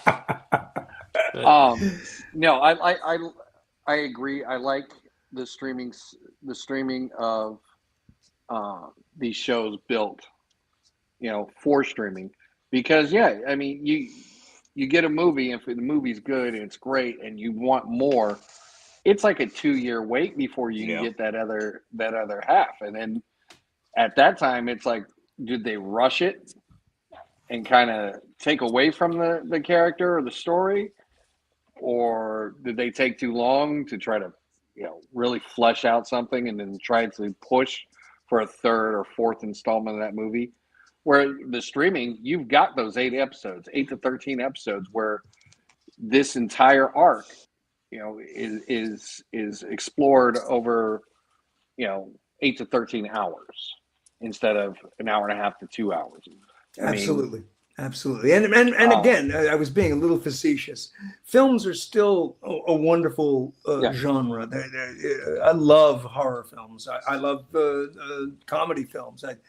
Happy Gilmore 2 made me laugh the entire fucking time. That was I love that we still have films. I wish more people would go into movie theaters to watch them. But again, that's the wheels of progress because of streaming. And you can't fight progress. You can't.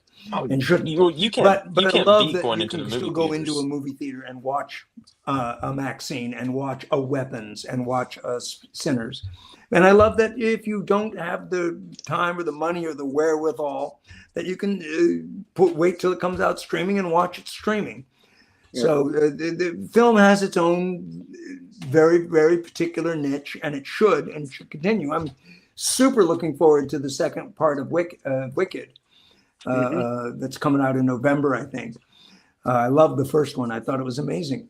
So film, I love Beetlejuice too. I mean, films have their place and will continue to have their place, in my opinion. But I agree with you. Streaming is also this wonderful extension of what happened when, kind of cable went out and streaming came in, and Blockbuster videos went out and streaming came in. It's that progression, but it's really led to a really amazing group of creative process that we're getting to enjoy as audience. And I like the aspect that it was kind of before you had a good series and then they made a movie about it. Right. Now it's kind of opposite. You have this great series. That's and true. Then all of a sudden you have this one big storyline that you want to tell, but you can't tell it in the 45 minutes that you get for an episode. Let's send it to the theaters and people will go because they've invested all this time in watching this show and getting into these characters and wanting to know that other part. I mean, it's kind of like what anime does. Anime has, these long progressions of the series, then it'll throw a movie in for just one big chunk of a storyline. Then it goes right back to the series. Yep. It's kind of like what Mandalorian's doing. Yeah, I was about to say. Absolutely. They've had their seasons, and then your next season you Mandalorian, don't get a Boba, season. Ahsoka. Ahsoka. Yeah, absolutely. And Absolutely. I like the formula that they're coming up with. I mean, I guess we got to give Marvel credit where credit's due. They kind of did that. They had these movies, and all of a sudden the series. Some of the series have been good, some have not. But WandaVision was overall, just amazing. WandaVision was Just incredible. amazing. Have you watched Blew my Agatha All mind. Along yet? Yeah. You've seen Agatha? Oh yeah, I saw Agatha. Yeah. Okay. That one was fantastic too. Oh yeah, Agatha all along. Yeah, it was Agatha all along. It was indeed. But you know what else? And this is a really great thing in my personal opinion about talking about this continuing line of streaming stuff. It's taken some of the great science fiction books, great horror books, and other underlying stuff, and it's given them new life. The Expanse series, for example. If anyone's seen the Expanse series, if you're into sci-fi at all, I had read those books a long time ago. I'm an avid reader, which I think every good actor will tell you they are.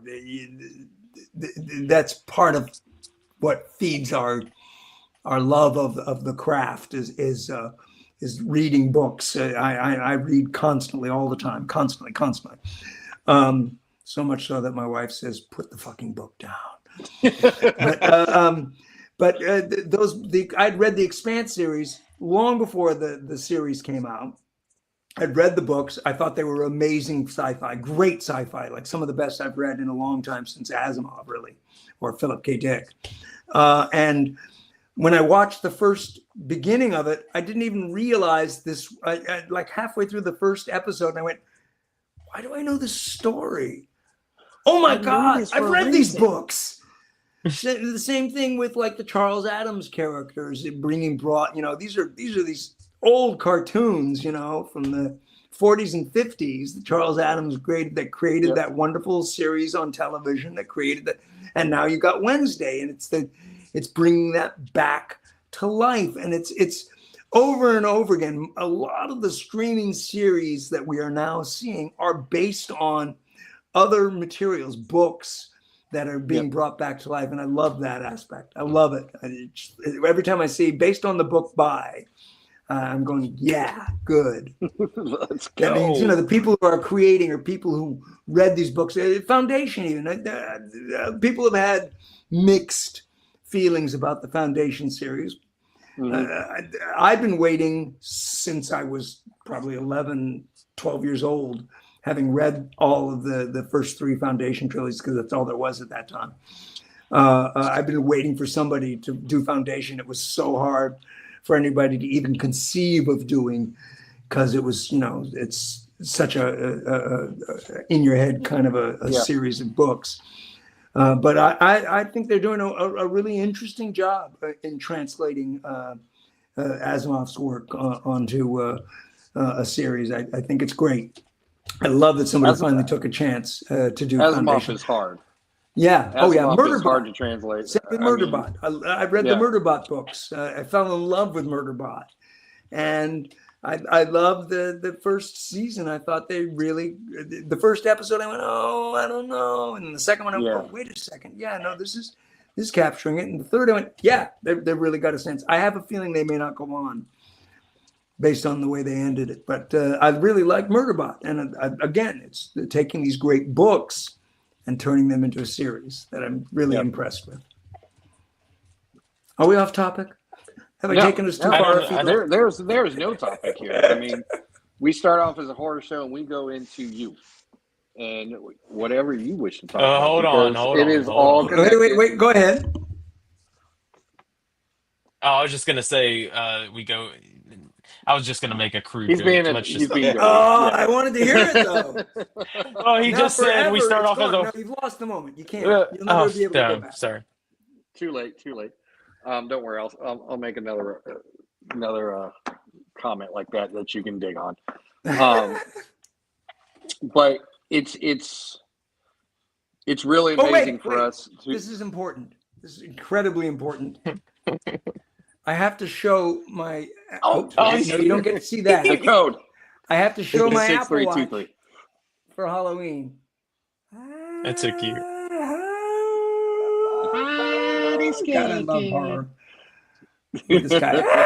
All right, there we go. Sorry, go on. What were you saying? So, I mean, we've traveled the road. We've looked at your stage presence, your screen presence. What is one horror, going back on topic, what is one horror franchise you would like to see either come back or be re-envisioned? Because we have Frankenstein coming out and we have The Bride coming out, and those two look amazing. Yeah. We had Wolfman already as well. We've had a couple different Wolfmans. Yeah, some with the werewolf stories and the zombie stories have been, and the vampire stories have been done, and some of them are just absolutely brilliant. A lady I know produced Werewolves Within, which I don't know if you've seen it, but it's a delightful werewolf comedy. I thought really well made. She was actually part of she came into PA for us on my theater company to learn about theater way back when I was at the Repertory Playhouse. She's the work she's doing now is just amazing. She's got the new one, Queens of Horror. Is that what it's called? It's the drag queens in a horror film. And it's the zombie one. Yeah. Yes, Yeah. I just saw a preview for that the other day. I'm like, yeah. She's amazing. I think I'm so impressed with her work. But so what would I like to see? What horror genre would I like to see that hasn't been done? That I'd like to see done something new and creative with. Boy, that's such a difficult question because it's been done and redone in so many ways. And as you say, I'm really, really looking forward to Frankenstein and the Bride. I'm really looking forward to. I went to see the original Bride of Frankenstein with a live orchestra out here in Los Angeles. That was amazing. I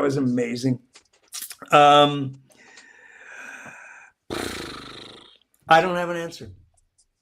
I'm sorry. I feel like I'm letting you down, Don, but I really can't think. You know what I think I'd like to see? I'd like to see something like The Outer Limits. Yes. I would love to see somebody go for those short form. There was Twilight Zone, there was Night Gallery, there was Outer Limits, there was one other. There was Alfred Hitchcock Presents. There were, and I haven't seen anything like that in a while. I would love to see a horror. See, so there you go. I am answering your question. I'm so proud of me. I would love to see somebody bring a format like that back, a long-running series. I think Black Mirror comes closest to it, but that's a very, very specific area. But I'd love to see something that was a little more freeform, like Outer Limits was, or like Night Gallery or Twilight Zone, where. Well, I remember Amazing Stories. Amazing Stories. That was the other one I was trying to think of. Absolutely, the Spielberg one. Yeah. Yep. So I'd love to see somebody create a new series like that, where they don't limit themselves to one type of supernatural or horror or morality tale, but they give themselves the freedom to roam and do a Zanty Misfits and do a Sixth Finger and do a Fortune Teller with William Shatner, whatever, do 30,000 Feet. I'd love to see somebody who really it's on the wing. Exactly. Yeah. Twilight Zone movie, it was okay, but it didn't really capture. I didn't think. But again, that's what I'd like to see. That's the answer to your question. That was taking this long running anthology series and trying to squish it into an hour and a half. Yeah, it was, and it was lovely. They had some fun acting. I mean, Creepshow too. Yeah, just Creepshow. I mean, honestly, the first Creepshow movie is still one of my favorites. It's amazing. Are you kidding me? Hal Holbrook and Adrian Barbeau and seeing Stephen King get taken over by Stephen King as Jordy, something like that. Jordy, I think. Jordy, there it is. Yeah, the first Creepshow was great. The second one was, and the same with like Night of the Bordello. Oh my God, I literally. Demon Night. I just watched that the other night. I was bored. Yeah, it's on Shudder, so I tuned it and I went, oh my God, they actually made this movie. Okay, Dennis Miller. Watch. Here's my movie recommendation for the go for it. Gee, I wonder what it's gonna be. This is supporting. Two, Mr. Daniel Lench. Okay. The first one is on Shudder. I don't know your last name. That's confidential. It's Powers. Yes, Powers. The first one is on Shudder. It's VHS Halloween. It's a short. My friend's in it. I've seen it. Yeah, Sean Baruch. It's great, isn't it? My next door neighbor, actually, Sarah Nicklin, is the wife in the haunted house one. Well, that's awesome because our friend of the show, Sean Berube, was the executioner in the haunted house one. Yeah, whenever they're running through, and then the guy with the axe. So Yeah, that's there Sean you go. Berube. But He yes, was I watched it because my next door neighbors, and I've watched everything she does. I love her. She's amazing, and her husband Sean Decker is a filmmaker and a great guy, just a great guy. Well, then never mind. VHS Halloween was fantastic. I agree. I saw it. I enjoyed the fuck out of it. The fun-sized one, the fun-sized one, the fun-sized short where it's like they're turning into candy. Yeah. That one was cracked out. Yeah. Oh, listen, it was Don, you go and watch it and you tell me it's not the wildest, like 10, 15 minutes of your life. It's insanity. But you know what? All the VHS ones have been kind of like that. They've all kind of just been right on the edge of insanity. What's the second movie? I don't know.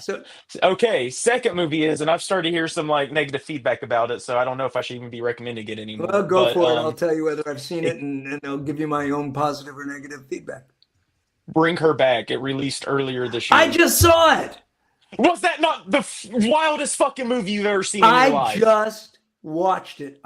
Give me your feedback. Loved it. I thought it was remarkable. I thought the performances were remarkable. I thought the story was great. I loved it. Yeah. I absolutely. As a matter of fact, the Dark Discussions podcast that I mentioned, I'm in touch with. I write all the time back and forth to the guy who hosts it, Philip Perrin, and I wrote Phil. I said, "Hey, Phil, have you seen this movie? Bring Her Back." Because if not, I'll do a guest host with you. And he said, "Oh yeah, we did that back in whenever it came out, 2024." Oh, that sucks. I was gonna ask to come on and talk with someone about it because damn, I love that movie. Like there you go. That movie is wild. I'm with you, brother. I thought it was great. I really enjoyed it. Did you catch? So you didn't catch it in theaters? I assume you watched it on Shudder. Oh no, it's not on Shudder. HBO Max, I think. Okay, yeah. I think one of the digital services. I saw it and I loved it. I think the streaming version cut out like a good 5 minutes from the intro. Oh, really? Yeah, because me and my wife, I didn't know anything about the film going into it. It was one of those like AMC Scream Unseen where it's just a mystery film. You know nothing about it. Yep. And I got hit with like a demon baby fetus and like the first, like I just sat down. My wife was running late, and I'm just like, what is this? What the hell? Yeah, and then I watched it with the in-laws because I was talking so highly about it. Every time it comes up on the show, I just gush about it. And it was not the same. It was not the same movie. Some stuff I feel was cut out of the streaming version. I'll never know because I only saw streaming, but I love the streaming version. I thought it was a wonderful film. So good. Really but I've started to hear enjoyable. some negative feedback about it here recently, and I don't know why. I enjoyed the hell out of it. People think it's like I've already overplayed, seen both like... of your recommends, so you're out. Oh, then damn, never mind. Don? I ain't got nothing through. No, Dawson, you're done. I told you. You're done. Don. I thought you said Don. I said Don. What are your movie recommends? Well, it's not so much a recommendation. It's a want. I want to see a second Trick or Treat with Sam. Oh, yeah. Because I love the fact that they brought the spirit of Halloween. VHS Halloween. Yeah, no, definitely. I love the fact that they brought the spirit of Halloween into a trick or treater. Yeah. And if you break the rules, that trick or treater will definitely set you straight. And I know they currently have a secondary graphic novel for it on Kickstarter. So I kind of want to see them go forward with, hey, you got a second book. How about you do a second movie, please? Yeah, I'd love it. I love it. 2 words, Don. 2 words. VHS Halloween. Brother. Oh, me, 100%. They already know what it's going to be. I want Killer Clowns from Outer Space too. Oh, God, I would love to see a new Killer Clowns. That's my favorite horror movie. Oh, I love that movie so much. The first time I saw it, it just blew my mind. I laughed harder than I've laughed in a really long time. What are you going to do with those pies, boys? Love it. Oh, man. I have a friend who's never seen it. Me and her are watching it for Halloween this year. I'm like, watch it with So, but what about something that's coming down the pike or that you've seen recently that you would recommend that I watch that I haven't seen? Have you seen the Predator Killer of Killers? No. It's animated 3 stories about Predator. Ooh, the animated Predator ones. Yes, I have not. Yeah. I will. They're very good. Yeah, We get They're Badlands. set You 3. get It's 3 Badlands different here soon, Predators, too. 3 different timelines. It's like what Viking, feudal Samurai. Japan, Viking Samurai, Yep. and World War II. You know, my son War II. had said that he thought that I should watch that. I don't think he's seen it, so we'll probably watch it together. But It's very fun. a great recommend, great suggestion. Yes. Don, you're still kind of letting me down because you haven't given me a suggestion. You only talked about what you want to see coming up, but I'm waiting for. Definitely. Abigail. Have you seen Abigail? I've seen it. I loved Abigail. Okay. Abigail was Abigail amazing. was- See, I that's the watched thing. it You're gonna have a today hard time. again. I'm a Actually, horror no, because I junkie. subscribe to Shudder. I subscribe to Shudder, I watch Shudder a lot. So I do since too, I know yeah. you have that, But you know, Ben it's Dan, funny. if you're on- I'm cheap. Don't tell anybody. Nobody who's watching this pay attention to this part of the show. I'm cheap. So I always wanted to own Shudder. I just never want. I already got HBO and I've got so Max many and- streaming and- services. and this and Apple and Netflix and Paramount and Peacock. So I'm already spending the bucks on the streaming because I think it's Actually, important. But I've got I didn't have Shudder, and everybody's going, "Why don't you have Shudder? You love horror. Why don't you have Shudder?" For my last year's Christmas present, my beautiful daughter bought me a year's subscription to Shudder. that's amazing. So I've been enjoying it like crazy. You know what I watched the other day? I watched Tell us. this what's it called? It's like the last thing of the 80s slashers movie, part 3 or something, like a weird title. But it's about 80s slasher films, about the VHS on Netflix. Yeah, it's The no, movies it's on that made Shudder. us. On Shudder. Oh, The Last Drive-In. The Last Drive-In. No, it's not The Last Drive-In. No, it's not Billy Bob's Last Drive-In. No, it's if you're on Shudder, you can find it. But it is like I think it's like a 5-hour show about what happened with slasher and VHS in the 80s that made all these films, all this creative energy was spent mostly to make money. And it's a really great show. If you have Shudder, I find it. It's like a documentary. It's like a documentary. It's a lot of people talking about it. A lot of people in the industry. A lot of people. They had Adrienne Barbeau talking about her roles. They had and Robert Englund was on there talking about some of it. So it's a documentary that really talks about this craze in the 80s when Blockbuster videos, when video stores were such the thing to do, to go see all the movies that you shouldn't see when you were that young. And it's a really interesting show. I recommend it. That's the section you need to stay out of, kid. Yeah, okay. Watch me. Recommendation. Here you go. Lake love it. Mungo. Lake Mungo. Oh yeah, sure, of course. Have you seen that? Of course. Damn it. Dude, Okay. you're gonna have a really hard time finding a movie I haven't seen. If it's Skinamarink. Huh? Skinamarink. Yeah. Oh God, terrible movie. I hate it. I'm just throwing shit at you now. Well, hold on. So Peacock, I just went over this, and I've got my watch list for this weekend. Peacock has just dropped a ton of horror movies for Halloween. Yeah, the lower ones, like Terrifier 3 just got released on Peacock, so I'm definitely watching that. Oh, for sure, yeah. I was actually I had auditioned to do the voice of Art the Clown for Terrifier 3, but I didn't get it. Oh, didn't get it. Hold on. Yeah, well, hold on. No spoilers for you. No spoilers. No spoilers. I've seen Terrifier 3. So okay. Was that a cut part? Because the voice, spoiler alert, it doesn't show up. I don't believe he speaks in that film at all. I think they may have changed their mind. Yeah. Interesting. Okay, that's I think that got moved back to 4. Oh, maybe. But Boy, so it's they interesting. released. Terrifier. That's such an interesting progression for that character.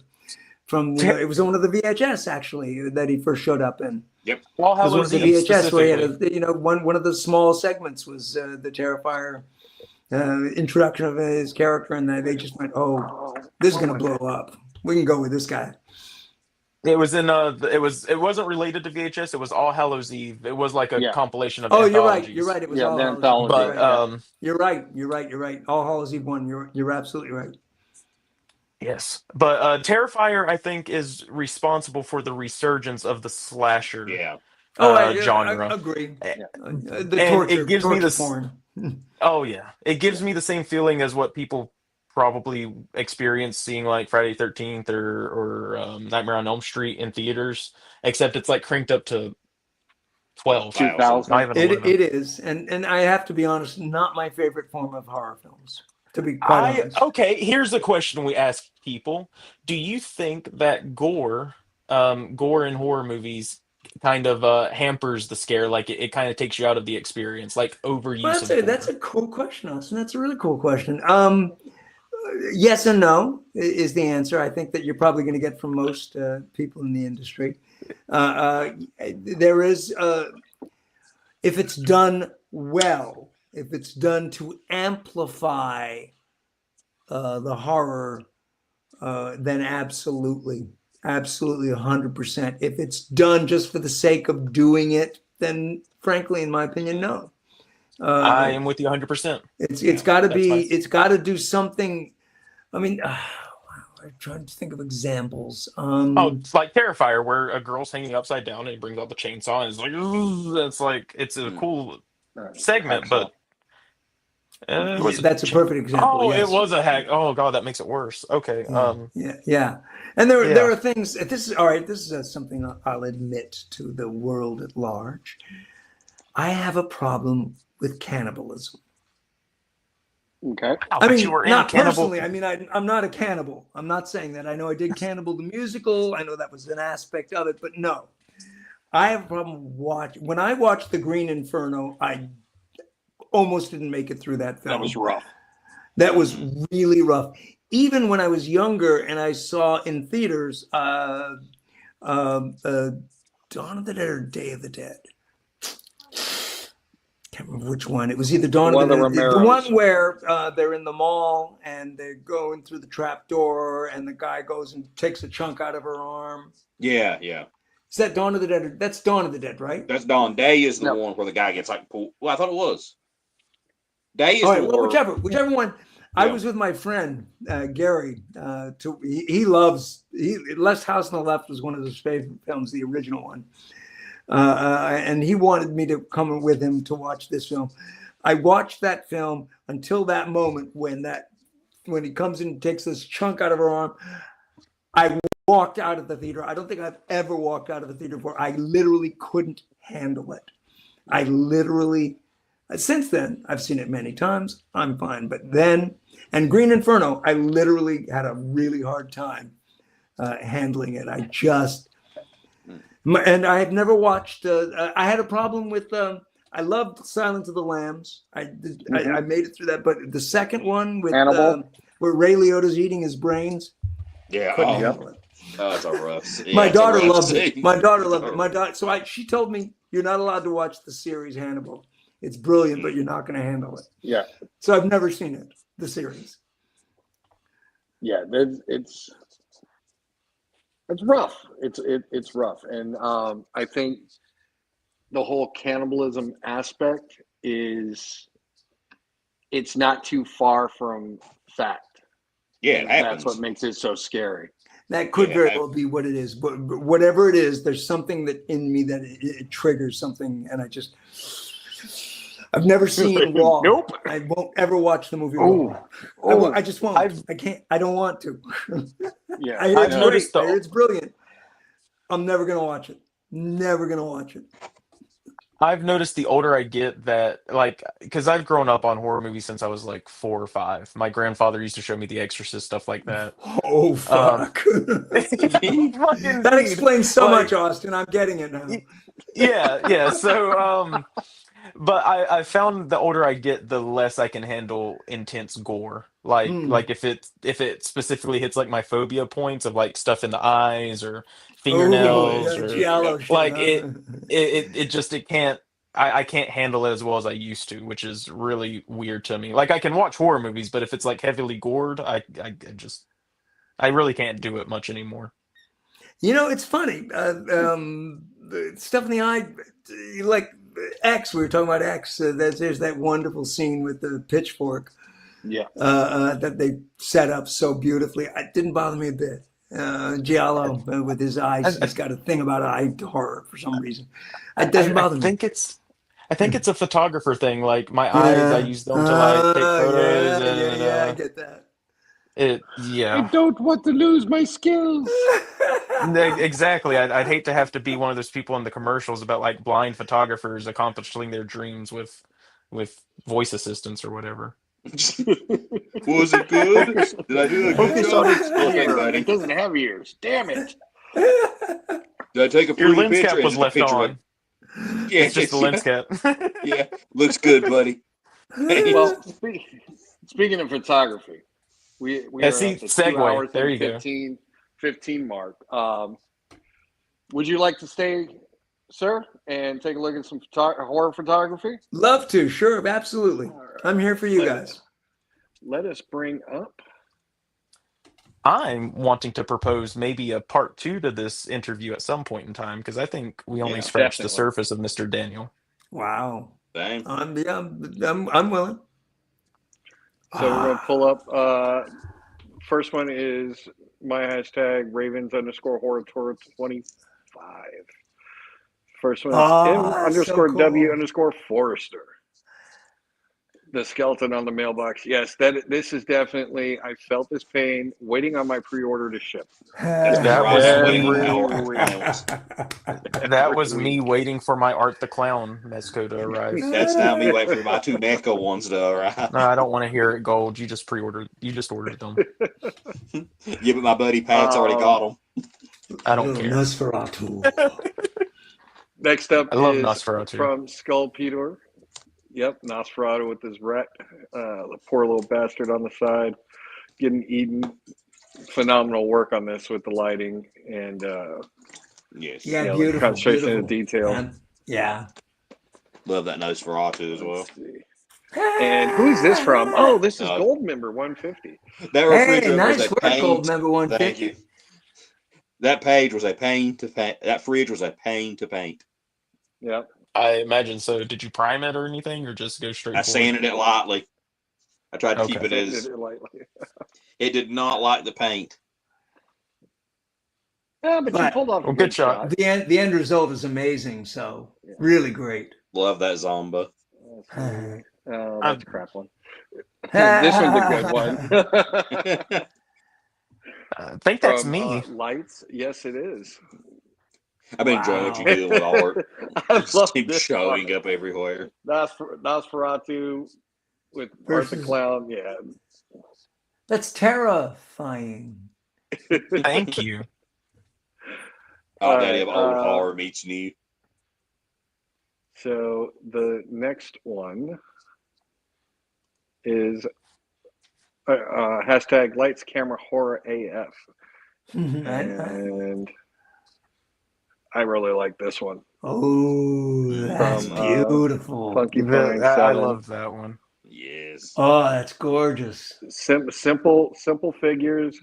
You mix it with the right lighting and the right backdrop, and you get, Oh, this I is didn't how even he did click it. through this to see that he took it through the helmet. Yeah. That makes Wow. this that much Wow. more incredible. I thought it was an overlay or something. Wow. Awesome. Okay. That's definitely winning in my top 10 of the Yes. end of this challenge. And next one is emo_snaps 816. Sim! Love this. And I do like when they using a use Funko. pops. Me too. Didn't the other one use Funkos or like some Funko related things? The Doom one? Point of view, I don't think these are Funkos. I know that there's Mini-Mate? some. It's hard for me to see. Let's see if they. They're not see if mini they- made. Numbskulls? I don't think it's got it in there. Okay, maybe it's Numbskull. Mm, Yeah, But Numbskull Designs. Yeah. very cool. So, Sorry to detract. and this one's Classic. collectors. Yeah, the classic Jason. Classic. Beat the old You school. can't have spooky season without this. Yep, I still got to break mine out for some pictures. And I like the comic book take on it. Oh, yeah. It's nice. The Ooh. 3D. Everybody have their glasses? I do not. I didn't bring them. They're in a Hannah Montana DVD downstairs. Fair enough. Correct. You admit that. Next is common _ idols. Nice. Really simple. I like the ambiance of this. Yeah. Yes. Yeah, it's just just the little jack-o'-lantern just underneath and just right there down in the bottom right corner. Just nice. The keys laying on the. Yeah, this is why yeah, you don't yeah. leave your keys under your Very rug nice. under your front. Oh, and there's this one. I've seen this before. Oh yeah, this one. Neptune Wow. 3134. Neptune. Popeye versus Nosferatu. Nosferatu popping up a lot. Yes. This season. Neptune's been having fun with that one. He's been having a lot with it. All his posts so far, I think, are dealing with Nosferatu, and some of the lighting on his shots are absolutely stunning. Yep, and the fog he does with his, I think he uses his vape for the fog. He said what he told us. He does really good stuff. Oh, it's so impressive. The work you guys are doing, these are just impressive. And next up, we're going to see some from Gold's hashtag Halloween 25. Collect First toys one live up, the deliciously. classic from Anime Figure Collector or Statue Collector. That was just when the show started. I love it. You can't go wrong with Roger's been doing a great job with his stuff. And then we've got Green Geek 88. Yes. With Art the Clown setting somebody on fire. That is great use for that figure. Yeah, I have to point out that he's using a Human Torch figure from like Marvel action figures. So that's a great use. Oh yeah. It was. It's actually incredible use of it. Mm-hmm. Some people have been using that one from the Jada Street Fighter set, the one that comes with Dhalsim, the burning accessory. Mm-hmm. Seen a few people using that one, but this is great. Let's see. Oh, a Lego nun. Ooh, love it. This is Copper State _collectibles. Love Copper State's work. The Lego nun, it just blows my mind, especially how he has the lighting on her. Yes. Yeah. That's expert. That's pretty impressive too. Yeah. Yeah, all the people that do these Lego shots, these tiny little figures, to make them come out so sharp and clear like this is amazing. Yeah, the use of lighting again, it's it's powerful. Cinematic. Yeah, cinematic. That's right. It really is. Yeah.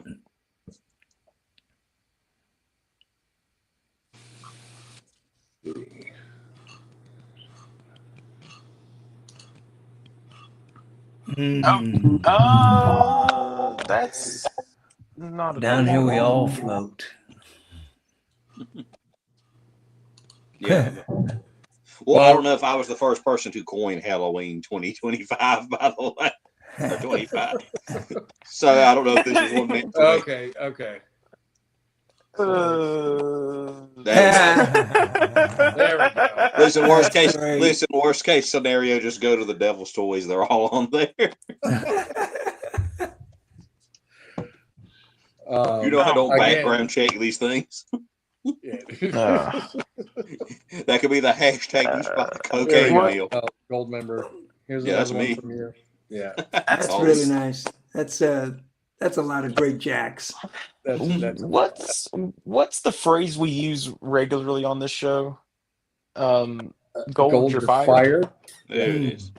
Yeah. So check your hashtags before we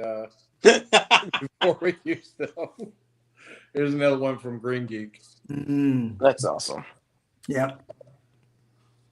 This work is so impressive. It's so amazing. There's a lot of amazing photographers in the community. There really is. They really are. Yeah. It's really cool. So creative. So that is it for this week. Gold, I suggest that next time you do a hashtag, put gold in front, underscore in front of it. Okay. Maybe put And- Goldaween. Yeah, Goldaween or something like Now that. I got yeah. gold to member, gold to ween, I guess. All right, one more from Neptune. This one, oh, this is phenomenally done. I love the something- background. Yeah, it is Something's sunshine. supposed to be showing. Here, hold on. There. There we Okay, go. this There we was the one I was hoping you pulled up. Ooh, look at Yeah. that. Wow. Just Wow. The presence of this photo is amazing. Yeah. The angle, it's perfect. The little bit of light coming in. Yeah. Wow. Phenomenal job by that. And Ooh, can we click on the Michael Myers pumpkin one? Michael Myers pumpkin. Here we go. It's another one from M.W. Forrester, but Yeah. Mhm. I just got this love- guy in.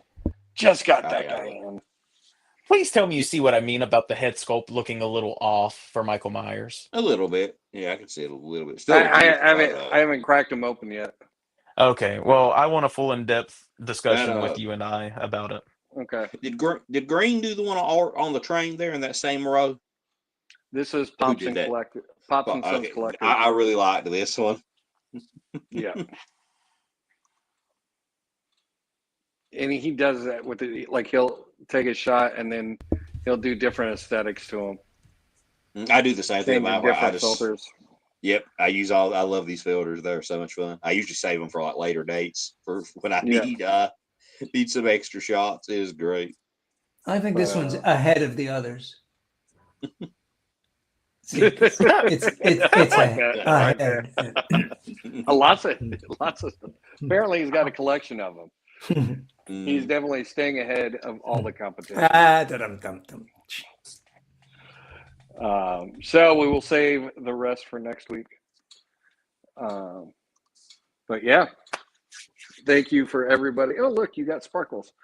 Thank you for everybody in the toy photography community. And we also accept like cosplays, special effects, anything like that. If you do something in horror and you want to put it out there and post it up, use one of our hashtags and we will definitely show you some love on the show.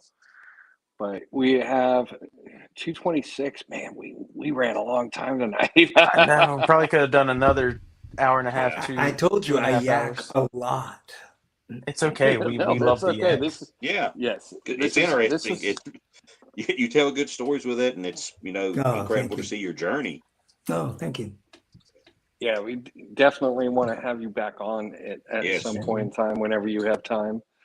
And let us know whenever you do another podcast with the Dark Discussions podcast group, and send us a link, and we'll promote that out as well. I absolutely promise put that out there. But we've reached the time that we got to call it quits, unfortunately. So at this time, please tell everybody where they can find you and whatever projects you have currently up and running, future projects, whatever you want people to know. Well, okay. I'm Daniel Lench. You can find me very easily on Instagram, on Facebook, just using my name, either Dan Lench or Daniel Lench, Lench, even Twitter or X, I guess it's called now. So I'm on social media. I'm easy to find. I'm easy to reach out to. I always respond. If you send me a message, I will respond back because I just think that's really important to hook up with people. Recent things. I've just recently finished a couple of short films. One called Auschwitz Bagel, not horror. It's a comedy about a very dyslexic family, a very dysfunctional Jewish family. I play a gay father who comes out to his kids at his aunt's funeral, at their aunt's funeral. And it is based on the true life story of the writer-director. Alex Silverberg. It's now currently running the festival circuit. I'm actually going to go watch it at the Newport Beach Festival short film festival coming up end of this month. So that's out there. I just finished shooting another short film comedy, also again about a dysfunctional Jewish family, called Perfectly Normal People. A wonderful film that was just a delight to shoot with some incredible actors. So that's in post now, and I'm sure it'll be running the festival circuit soon. So keep an eye out for that. I am, as I mentioned during the cast, I'm co-producing and starring in a short film called It's For You that is just a wonderful story written and directed by Chuck France that I'm super excited about. A very challenging role, playing an elderly man who may or may not have dementia. And it has so much heart. I'm super excited about that. I've been attached to a couple of films. As I mentioned again during the cast, there's a Warrior Soul, which I understand is having some distribution issues. It's just a fantastic performance by Edamatsu Swansea, who wrote and produced it, directed by Travis Donald. I really sincerely hope that one gets a feature film release soon. It's a feature film. It's called Warrior Soul. Keep an eye out for that. I've been attached to a horror film called The Gobbler, written by Robert James Atten. It's currently in pre-production, and that's I'm hoping we'll shoot sometime in the next couple of years. I'm attached to a feature film, an action feature film called Executive Producer, written by Mike Michaels, who's also, I believe, producing it, maybe directing it. I'm not sure, but that's on its way. It's still in pre-production, but it's looking like it's going to be good for shooting either this year or next year, 2026, or 2027 latest. I am also attached to a film called, oh my goodness, I just went blank on it. It's about the Jubilee Singers, called, God, it's been so long since I've worked on it. Stephen Blake wrote and is directing it. It is about the Jubilee Singers. Steal Away. Whew, can't believe I thought that. Steal Away, I've been attached to that for quite a while. It's an epic film. It'll probably be about a 3 or 4 hour film. So it's a long one about the story of the Jubilee Singers. If you don't know who they are, look them up. They're fascinating. It's a wonderful story. I've been offered the role of Alexander Stevens, the Confederate vice president who supported these black singers because he fell in love with the gospel music that they brought, the spirituals that they brought to life. And it is based on a true story. It is an amazing story. It's been in post-production pre-production for quite a long time now. It's a $40 million budget, so it's going through a progress, but I hope sometime in the next 3 to 4 years that will come out. So those are the things that are in the future. And I hope to see you soon. Please, if you get a chance, watch Patient 7, which is available on YouTube, I think. Watch Circle on Netflix. Watch The Lurking Man, which is also available on a lot of stations, a lot of streaming stations. Just if you watch any of them and you enjoy any of them, or even if you don't, and I'd love to hear from you and get your input and your feedback, and always write back. Thanks. Definitely. So everybody in the audience, watching it now or watching it later, we're gonna go check out those films. Go check out his IG page, which we didn't get into. And then definitely check his IMDb out, and you will find a plethora of movies that you have done. And we didn't get into the voice acting aspect of what you've done. We didn't. Maybe we'll save that for the next one. Yes, we will definitely get into that. Because I would love to talk about that. There's a whole bunch I did. I'd love to talk about this. So yeah, we'll do it the next time. So again, thank you for joining us tonight. We really appreciate you taking your time to come on our little horror show and just discuss your adventures through Hollywood. Gentlemen, thank you And so very, very much for inviting me. I've just really had a wonderful time and so many really great conversations, so many wonderful questions. Thank you so much for inviting me to come play. Anytime. Yep. You See just you knock on soon. our door and we'll answer. definitely. Gold, what do you got? Let me in. Let me I would in. would open every time, Dan. All right, guys. Catch you later. Same man. as usual for me. Gold member 150 on IG, the Devil's Toys on IG, and that's pretty much it for me. I'll run through. All right, lights. You can find me on Instagram at lights.camera.af. Posting every day for the month of October, maybe all the way through to the end of the year. Got some funky stuff cooked up for the rest of the month. And follow me on YouTube at Lights Camera Action Figures or Lights Camera AF. It's one of the two. I've got 2 accounts. You can find me on one of them. I post there occasionally. Nostalgia bait, stuff like that. Well, now It's a I know what podcast AF where stands for. That's not what I thought it stood for. it can be Thank you, for sir. anything. AF can stand for whatever your heart desires. But I do a show on YouTube called Nostalgia Bait. We jerk off your nostalgia, so you don't have to. And we cover a bunch of pop culture stuff from the olden days of the '90s and early 2000s. Don't call it old. How is that olden days? Yes, seriously. Bro, You're talking to an old God. guy. Fuck off. I remember when they were 100. There was a bit of sarcasm Gold. in there, but I am Gold. 30 next Here it year, is. so Here it is. Lights, you're fired.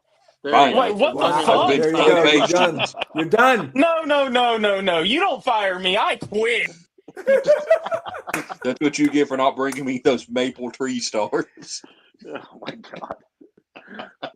Thank you. Honestly, Nostalgia Bait's an awesome show to watch. I've had fun on there with you. Yeah. For me, Ravens Eye Studio 21 on Instagram. You can catch us on Ravens Roost 1313 on YouTube. Monday night, Ravens Across the Sands. You can catch us every Saturday night, 9 p.m. Devils and Ravens AF. Talking about horror, toys, whatever comes up. Having amazing guests such as Mr. Lench here, and be sure to go check out our pages and check out those hashtags. Hashtag Ravens_Horror Tour 25, hashtag Halloween 25, which he's going to change up next year, I hope. And Please. hashtag Lights Camera Horror AF. 25, which is action figures, AF? not what you thought it was. Actually, it's as fuck, but I knew it. I knew it. Actually, it's apple flavor. Yeah, all right, guys. it's definitely Thanks apple out. flavor. or it's Thanks as so much friends. again. So have a good night, everybody. I should. Have a good night.